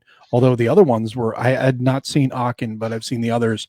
And I thought if it wasn't them, I would go with World of War 85 just because of all the things you outlined with the color coding and the upgrades that were done and how everything is just more seamless and very integrated, so you can learn everything a lot easier and understand it during the game a lot easier. Then we get to the best board war game map graphics.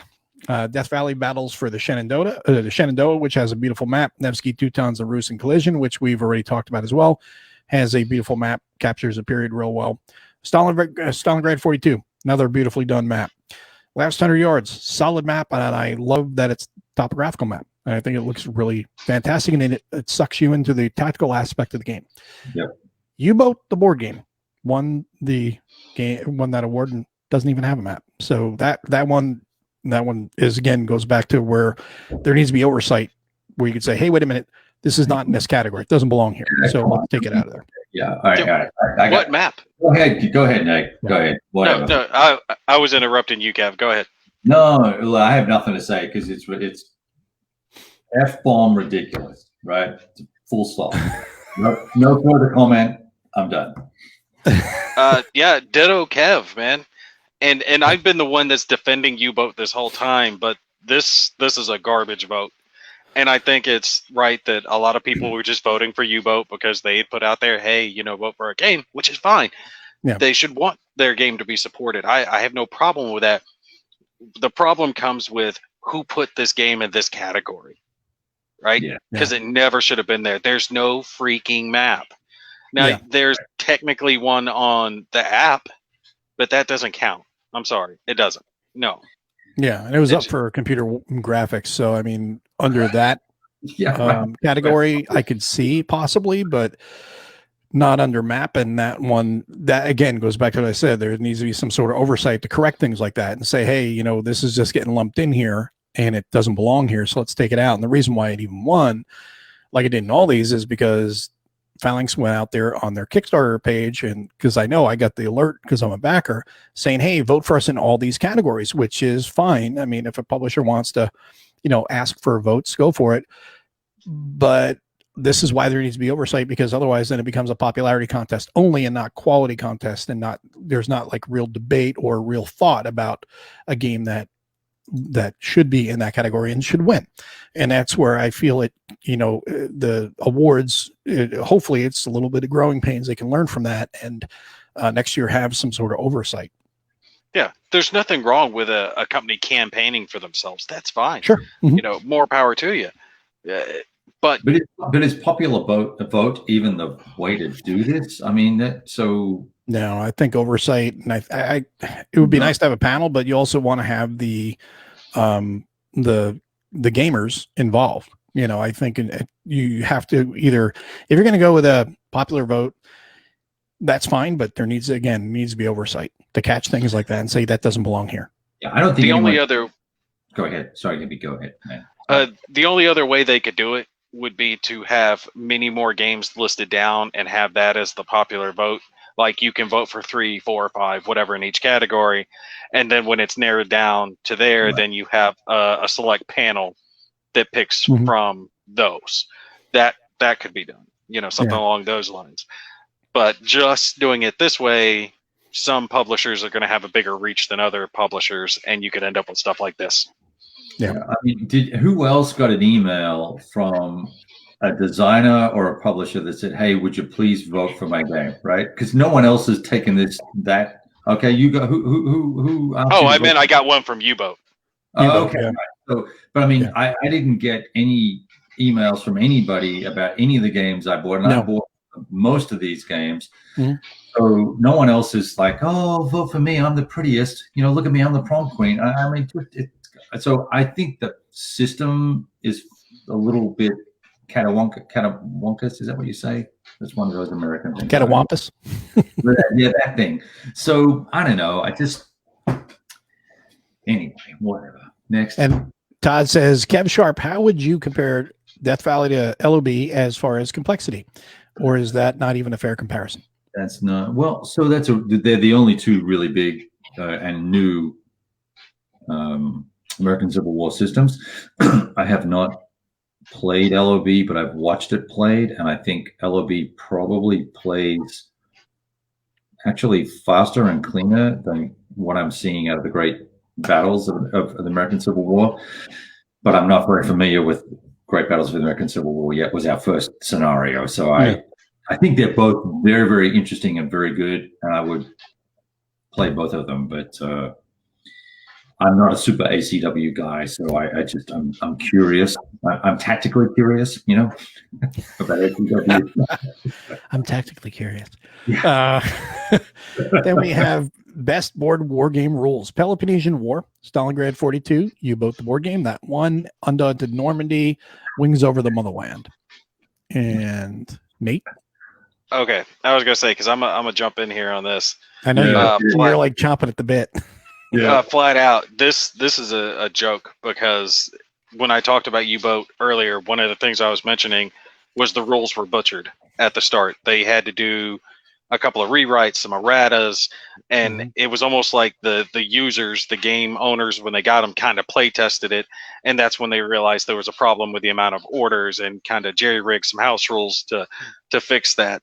There's no way they had the best rules. Now, were the rules usable and functional after all those steps? Yeah, but they weren't usable and great right out of the box. You know, as soon as you're holding that pamphlet in your hand. And then you compare that to the others on this list, and then I'm looking at Undaunted Normandy. Excellent rulebook. Very well written by a great designer who crossed that bridge very well in a war game that can bring in people who are not necessarily into war games, right? And it's so well written that it's not hard to understand, even if you're not a war gamer. And to have U-Boat beat out Undaunted Normandy is just a flat out joke. Right? And I'm not saying that the other games on the list are bad, but the amount of errata and jargon that came for U-Boat versus the amount of praise that was given to Undaunted Normandy, it's not even a comparison. It's a joke that Undaunted Normandy did not win that category, hands down. Done. Kev? Wow. So I'm excited that Undaunted Normandy was nominated, right? It's one of those classic crossover games. I'm disappointed it didn't win anything this year. I mean, it's kind of amazing that it didn't, because it's got all the great elements of a Euro game with a war theme. And it's kinetically, there's combat and stuff like that, and it's got a lot going for it. So I'm super disappointed that it didn't win anything. I would have thought this would be the category it would win in, but if it wasn't going to be Undaunted, and I can't speak to U-Boat because I haven't read the rule book. But 42, pretty crisp, right? Pretty tight. There is some errata out for it, but fantastic layout, great paper for the rules. You know, it's got that, DMT has got rid of that shiny paper business. So I love that rule book, and the Peloponnesian War rule book is awesome. Another one, yeah. Okay. So it is what it is, right? Yeah, I think I echo you guys pretty much. Wings Over the Motherland, I'm not familiar with that one, but Undaunted, solid rules. I mean, solid game, great crossover game, fantastic crossover game. Actually, David Thompson just keeps knocking it out of the park. The guy, he's just rolling on all cylinders right now, and let's just hope he doesn't get derailed ever, because he's doing an amazing job. U-Boat, the rules are a mess right out of the box, and they've sat there ever since. Eventually, whenever I can get a group together, I'll probably print out the new ones and go from there. Stalingrad 42 and Peloponnesian War both are really crisp rules. You know, as you were saying, really clean, easy to understand, solid rules. And both marks have their their systems down pat. You know, as far as their design and their writing systems. For Simonich, it's that Zachman for the 40 series is just clean, solid, just a really good series to jump into. And great examples of play, right? Yes. Very, very easy to understand, because we opened it up literally at SD Hist last year, me, Tom, and Nick, and we just kind of punched it. We punched Nick's copy, and we were just separating it out, and we started playing. We were like, okay, let's read the rules while we're playing. And that's what we did. Right. And it was just easy to pick up, and we had a good time with it. And that's in between socializing, drinking, and everything else. Best computer assist module is an X1, and U-Boat the War Game won that. It was also, or U-Boat the Board Game won that. It was the only board game in that category, and it's fitting. So we jump to best original box cover art, which is Nevsky, Peloponnesian War, Stalingrad 42, U-Boat the Board Game, and Wings of the Motherland. It seems like there's a lot of repeats here for these. Yeah. And U-Boat won it. Won it. Yeah. I would say in this, personally, U-Boat is definitely a strong contender, but me personally, I love the Peloponnesian War cover. Yeah. I was going to say the same. Yep. I would agree. I think Stalingrad 42 cover is pretty generic. Yeah. So it's a surprising. And then we have publication awards: Best Professional War Game Magazine, Against the Odds, Battles Magazine. C3I won it. Modern War and Strategy and Tactics. C3I is that's the one. That is the pinnacle, in my opinion, by any stretch. They tend to have the best components. Yeah, Battles is a pretty good magazine, though. When it comes out. That's the problem. Look, despite all the, social justice warrior nonsense that, went on in the last issue, it's a really good magazine that gives alternative views on things. And I think that's pretty cool. C3I, that's really a house magazine, although it's trying to be less a house magazine. Yeah. So I'm cool with that. I think the Modern War and S&T are just getting long in the tooth to me. Yeah. So Todd wanted to know, in the magazines, how come U-Boat didn't win? I would have laughed my ass off if they did. Damn. Oh, that's hilarious. If they were nominated, they would have won. They would have got the votes, probably. Exactly. Yeah. We should do that next year. Nominate them for something like that. Nate, any other comments? No, I mean, I'm not surprised that C3I won it. I mean, hell, even when I first got into the hobby, the first war game magazine I ever heard about was C3I. Yeah. Right. I mean, everyone knows about it. The next one would be Strategy and Tactics. Sure. And Best Amateur Magazine, Bonsai, Dispatches from the Bunker, Line of Departure, and War Diary, which I think we're all going to universally agree was definitely deserving of the win. Yeah. Yeah. I like War Diary did good. It covers multiple topics. It covers multiple game publishers. The fact that you get a box game, it's cost effective. I mean, they're pretty well hitting it across the board. Yeah. Yeah. And they've built that magazine over the last 2 or 3 years up from a straight black and white publication to being full color and fantastic articles and very, very well formatted and produced. You know how you can tell if the magazine is reached its pinnacle, its good point or not? If you're not embarrassed to have it sitting on the back of your toilet in the guest room as reading material. And that's where I keep my war diaries. I hadn't thought about that. That's my reading material. Because if someone comes over to your house, right, you don't want to have like something crappy sitting there for them to read. So you got to have something. So you hide your Vogue magazines and everything else and put the war diary on top. Yeah, war diary sitting right up there in front for them, just in case they get a little bored. Pull out the magazine, read some history. And we had only one thing here in the next category. Best historical scenario article was 1777 Year of Decision by Trevor Bender, which was a fantastic article. And that is in the Strategy and Tactics 316, which has campaigns of 1777 from Harold Buchanan. And that was a great companion article. Wonderful. Then we had Evolution of Historical Small Unit Tactic Board War Games by Robert Carroll. He won that for, what was that? The analysis, I think was. I don't have that category here for whatever reason. It's not showing. Then we go to the best game review or analysis. Armchair General, Harsh Rules, Breaking Down Board Games, Player's Aid, and Wojnik, or is it Wonik or Wojnik? Wojnik? I always screw that name up. TV. And Player's Aid won that one. And I think we are all familiar with all those guys, even though I butcher the last name, the last guy's name. Yeah. But Player's Aid, more power to them. They did a great job. They always do a great job. They have a ton of content out, and they always have something going. So it's great to see them get the accolades here. And how do you get on that category? Because, and I'm not talking about ourselves here, but I would have obviously self-preservation, I'd like to see myself on there, but there are other bigger channels like Rob or Marco. Neither of them are on there's potentials. Marco, isn't it a written or is it video?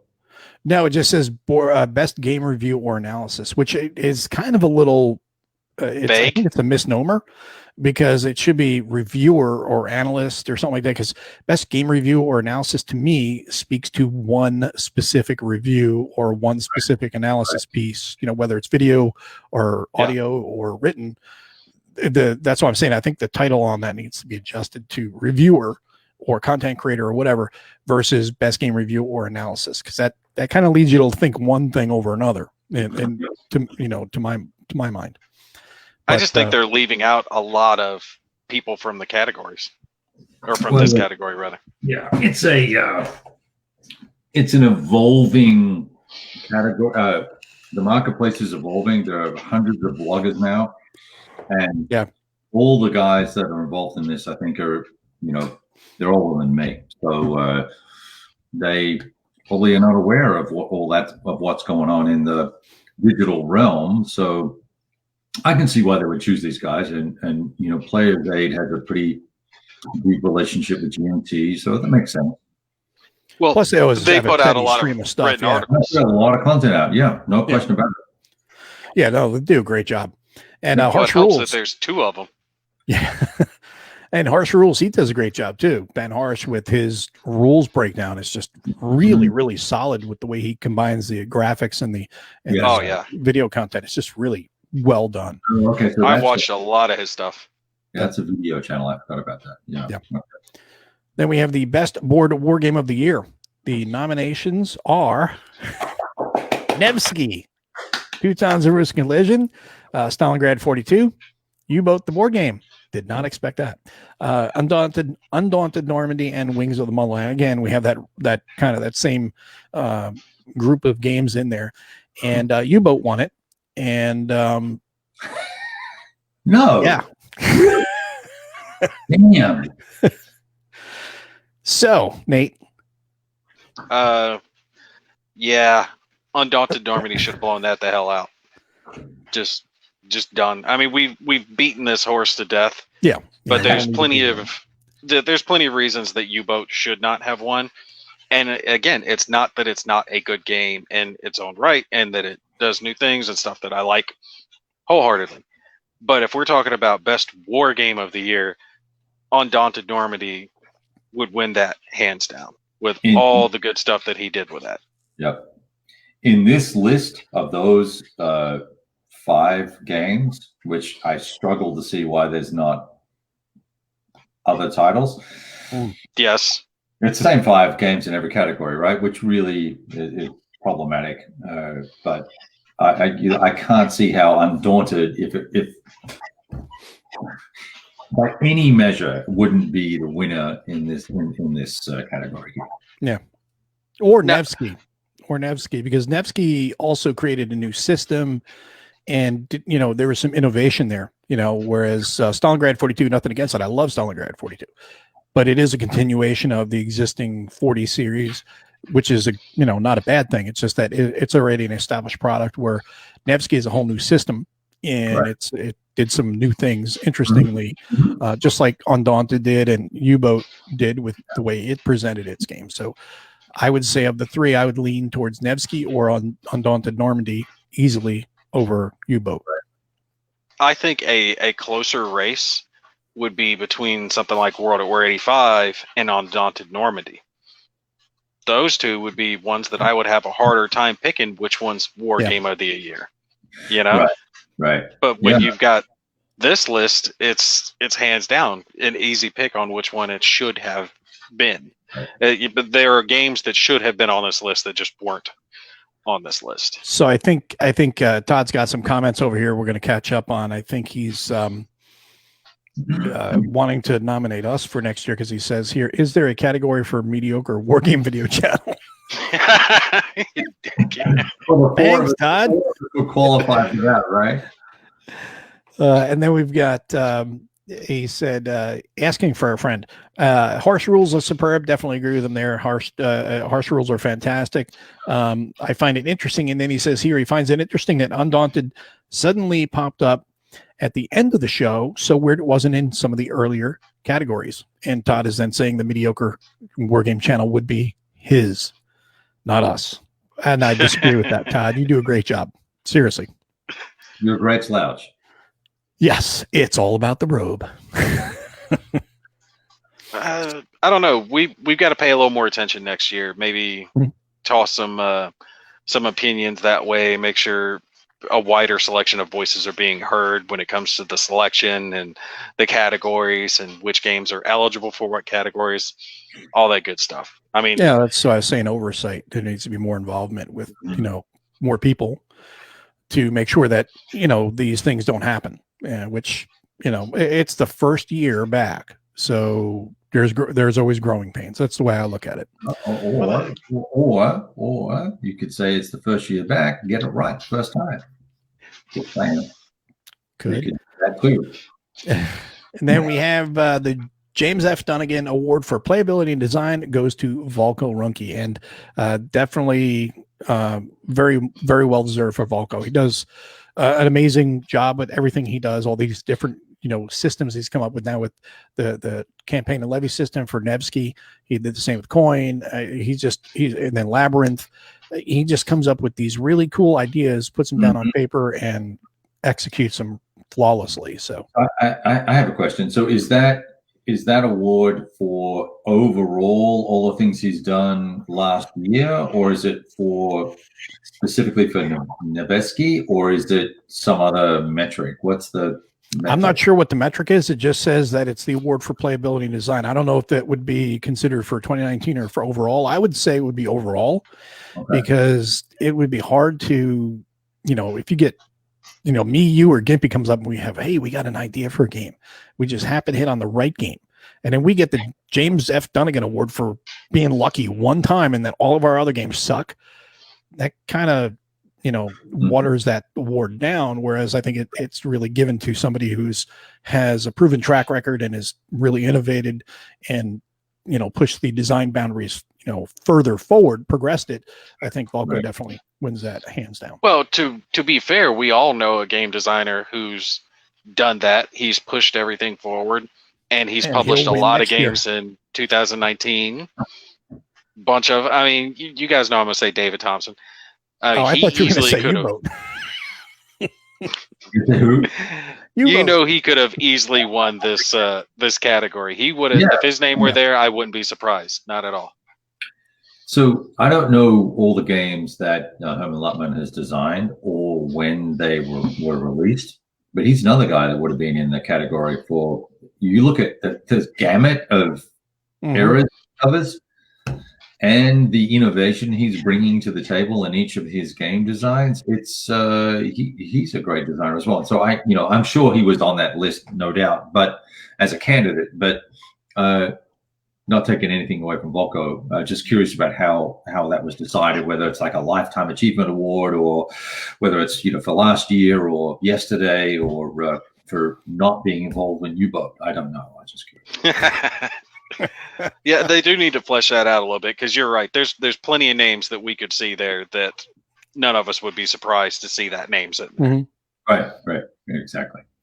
And then the final award was for the Clausewitz Hall of Fame, and that was to Paul Banner, and he won that award. Kind of like, we were talking about before with I think for like Volko with that lifetime achievement sort of thing. That's what he won it for as well. So, right. Well, and then Todd wants to know who you were saying. Herman Luttman.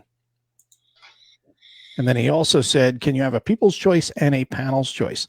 You could, but then what does the award go to? Is it the People's Choice Award or the Panel's Choice Award? I think when I say panel or oversight, I mean oversight into making sure that games are in the proper categories. And then maybe if they need to be broken down further, so that way you're covering more things. So that way you don't have a game like U-Boat in with other war games where it's more of a strategy game. And then it would fit more in that category, then put it in there. It's just, and then again, obviously the obvious thing, well, should it be up for map graphics when it doesn't have a map? No, that's why you need oversight. Yeah. Or some of those games that were separated by hundreds, if not thousands of years and time periods that just should not be in the same damn category. Yeah. And there's other ways to look at it too. I mean, we could look at it from a mechanics standpoint. Best CDG, best chip pool. I mean, there's a lot of different ways you can find great games and give them recognition for being awesome versus just saying, this epic of time, I'm going to say all of these, all these games fit in this category, and then make, literally hundreds of games fight against each other that are totally disparate and have completely different systems. And I don't know, it just seemed odd to me. And I know that's how it used to be done, and that's fine. That's tradition. That's great. But it's funny that we're sitting here having people comment saying, well, you need to accept that the marketplace and the games are changing, and that our world is changing. But we're going to stick with these old categories and these old metrics and these old things. So you can't have it both ways, right? Yeah. Either we're innovating and doing different things, and we're going to have the award reflect that, or we're going to have what is traditionally considered a war game and have it included. And if you're not, out you go. Yeah, I think you're on point with that. Best card driven, right? Best chip pull. Best, whatever. That would break the games down into a much more cohesive group that could be voted on versus here's 10,000 years of time period right here. Yeah. Right. Which one fits?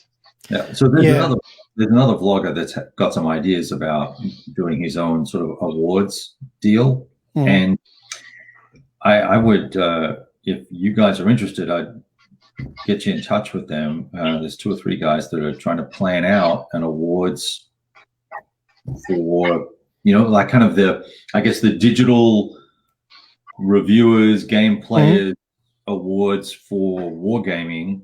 I think that would be interesting to get involved in and have 5 or 6 of us talking about what's going on in the marketplace and what's of interest and all the rest of it, to give an alternative viewpoint, which is nice, right? Sure. To have a second viewpoint.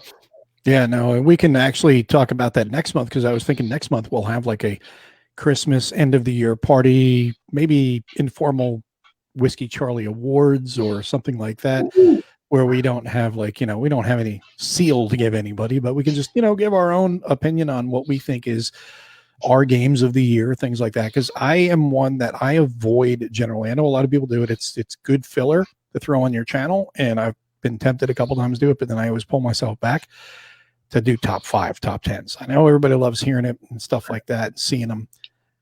My tastes change so much, I feel. But those are useful. They are useful, but games are coming out. There's so many games coming out, because what I like now, my top 5 now, in 6 months, a year, they're going to be totally different. So how valid is my top 5 now if those top 5 are not, if I say these are the top 5 games, And then 6 months later, none of them are in that top 5 list. Right. That's why I kind of hold off on ever doing any of those. We could call it the Gimpy and Company Game Awards. Gimpany?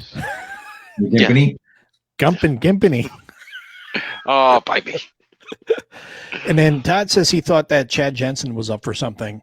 I don't know if he was or not, but I would assume that he would still be eligible, obviously, in the future for any of the awards that he's not up for now, like James Dunnigan. I'm not sure if he's won any of those or anything like that before, but he would definitely still be eligible for that.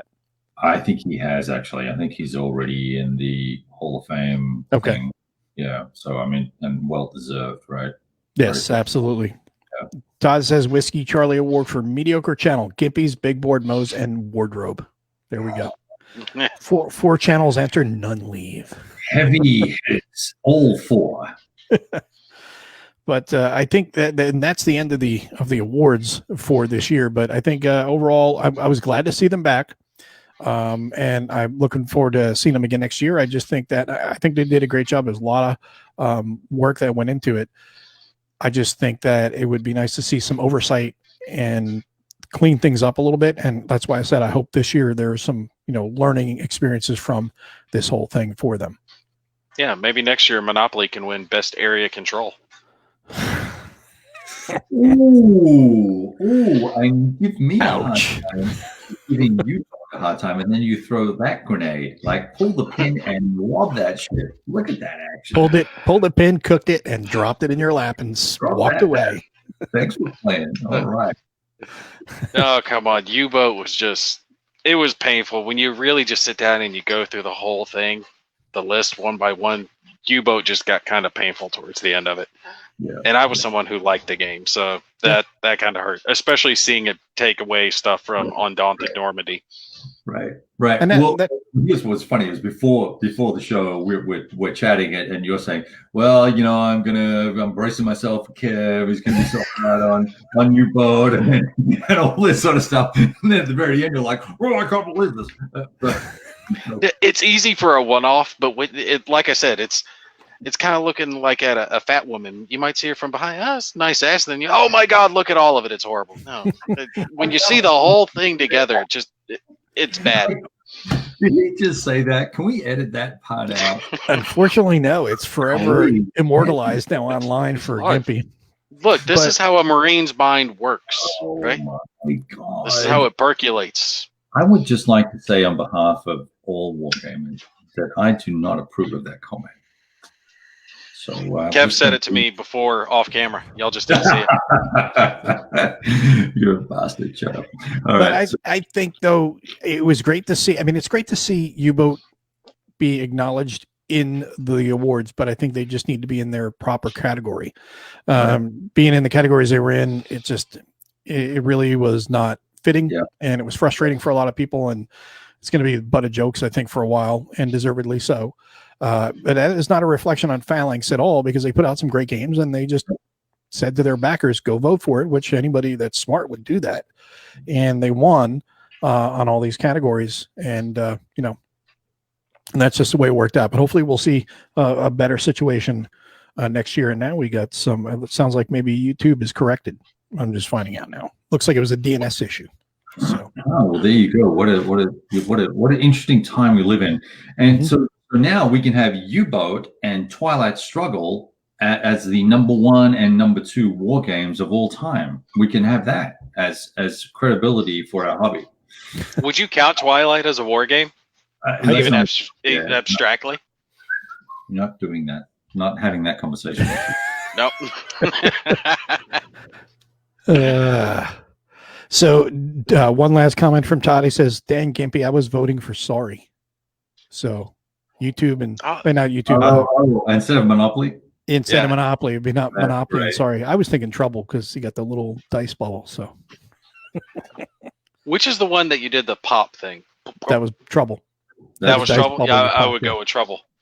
Because I just love pushing the center button on that thing. And then Todd is recommending that Kev can burn U-Boat in his driveway as a live stream. I don't think Kev owns it, do you? No, he doesn't. Kev looked at that pretty carefully and said, "That's not for me." Yeah. I looked at it. I was on board with the whole idea because I think it would be a great group game because I love subs. So, you know, and to me, it looked like a board translation of like, what is it, Silent Hunter? You know, those computer games. Yeah. Yeah. Well, it reminds me of the movie. I was hoping it was going to be Das Boot, the movie. Yeah. With all that tension, and there's a little bit of that there with the resource management and stuff like that, and the cooperative gameplay, but it's not that nonstop sort of action trying to see things and escape and all that sort of business. There's Captain really Sonar has that. Now, Captain Sonar is a really, really fun game. Right. It's a really fun game with a group, especially if you're, you know, you got 8 people and everyone's just talking and you're going nuts, and just a lot of fun. Which was being played one table over. Oh, nice. And those guys were having 5 times the fun we were having, laughing at the guys who were trying to play this game. Right. Well, I can see that. But any closing comments here before we close out for the night? Other than the fact that I have a splitting headache and have had it for now 12 hours, no, I am so happy that we got to do this and talk about these awards, and I appreciate the chance to be here. Yeah. It's awesome. It's always fun. Well, Nate? I just hope Kev's going to be willing to do another show with me again after this one. Maybe. I think he'll do the U-boat show with you. No, I think this was good that we covered the awards. I want to do more stuff like this. Yeah, we will. It next month we'll do another group, you know, just us. We're not going to have a special guest next month. It'll just be us. Sounds good. And it'll be on YouTube. Hopefully. Yeah. Yes. Well, again, sorry to everybody who did, you know, try to tune in and maybe missed some of the show or all of the show or half the show or whatever. That was beyond our control. That was YouTube went down. It was a global outage. I'm finding out it was a DNS issue, and they have corrected it. So that's great for the people who are streaming, but it did throw us off. So we went with the Facebook route. And for those who joined us tonight, thank you for tuning in, and we will see you guys next month. Have a good night, everyone.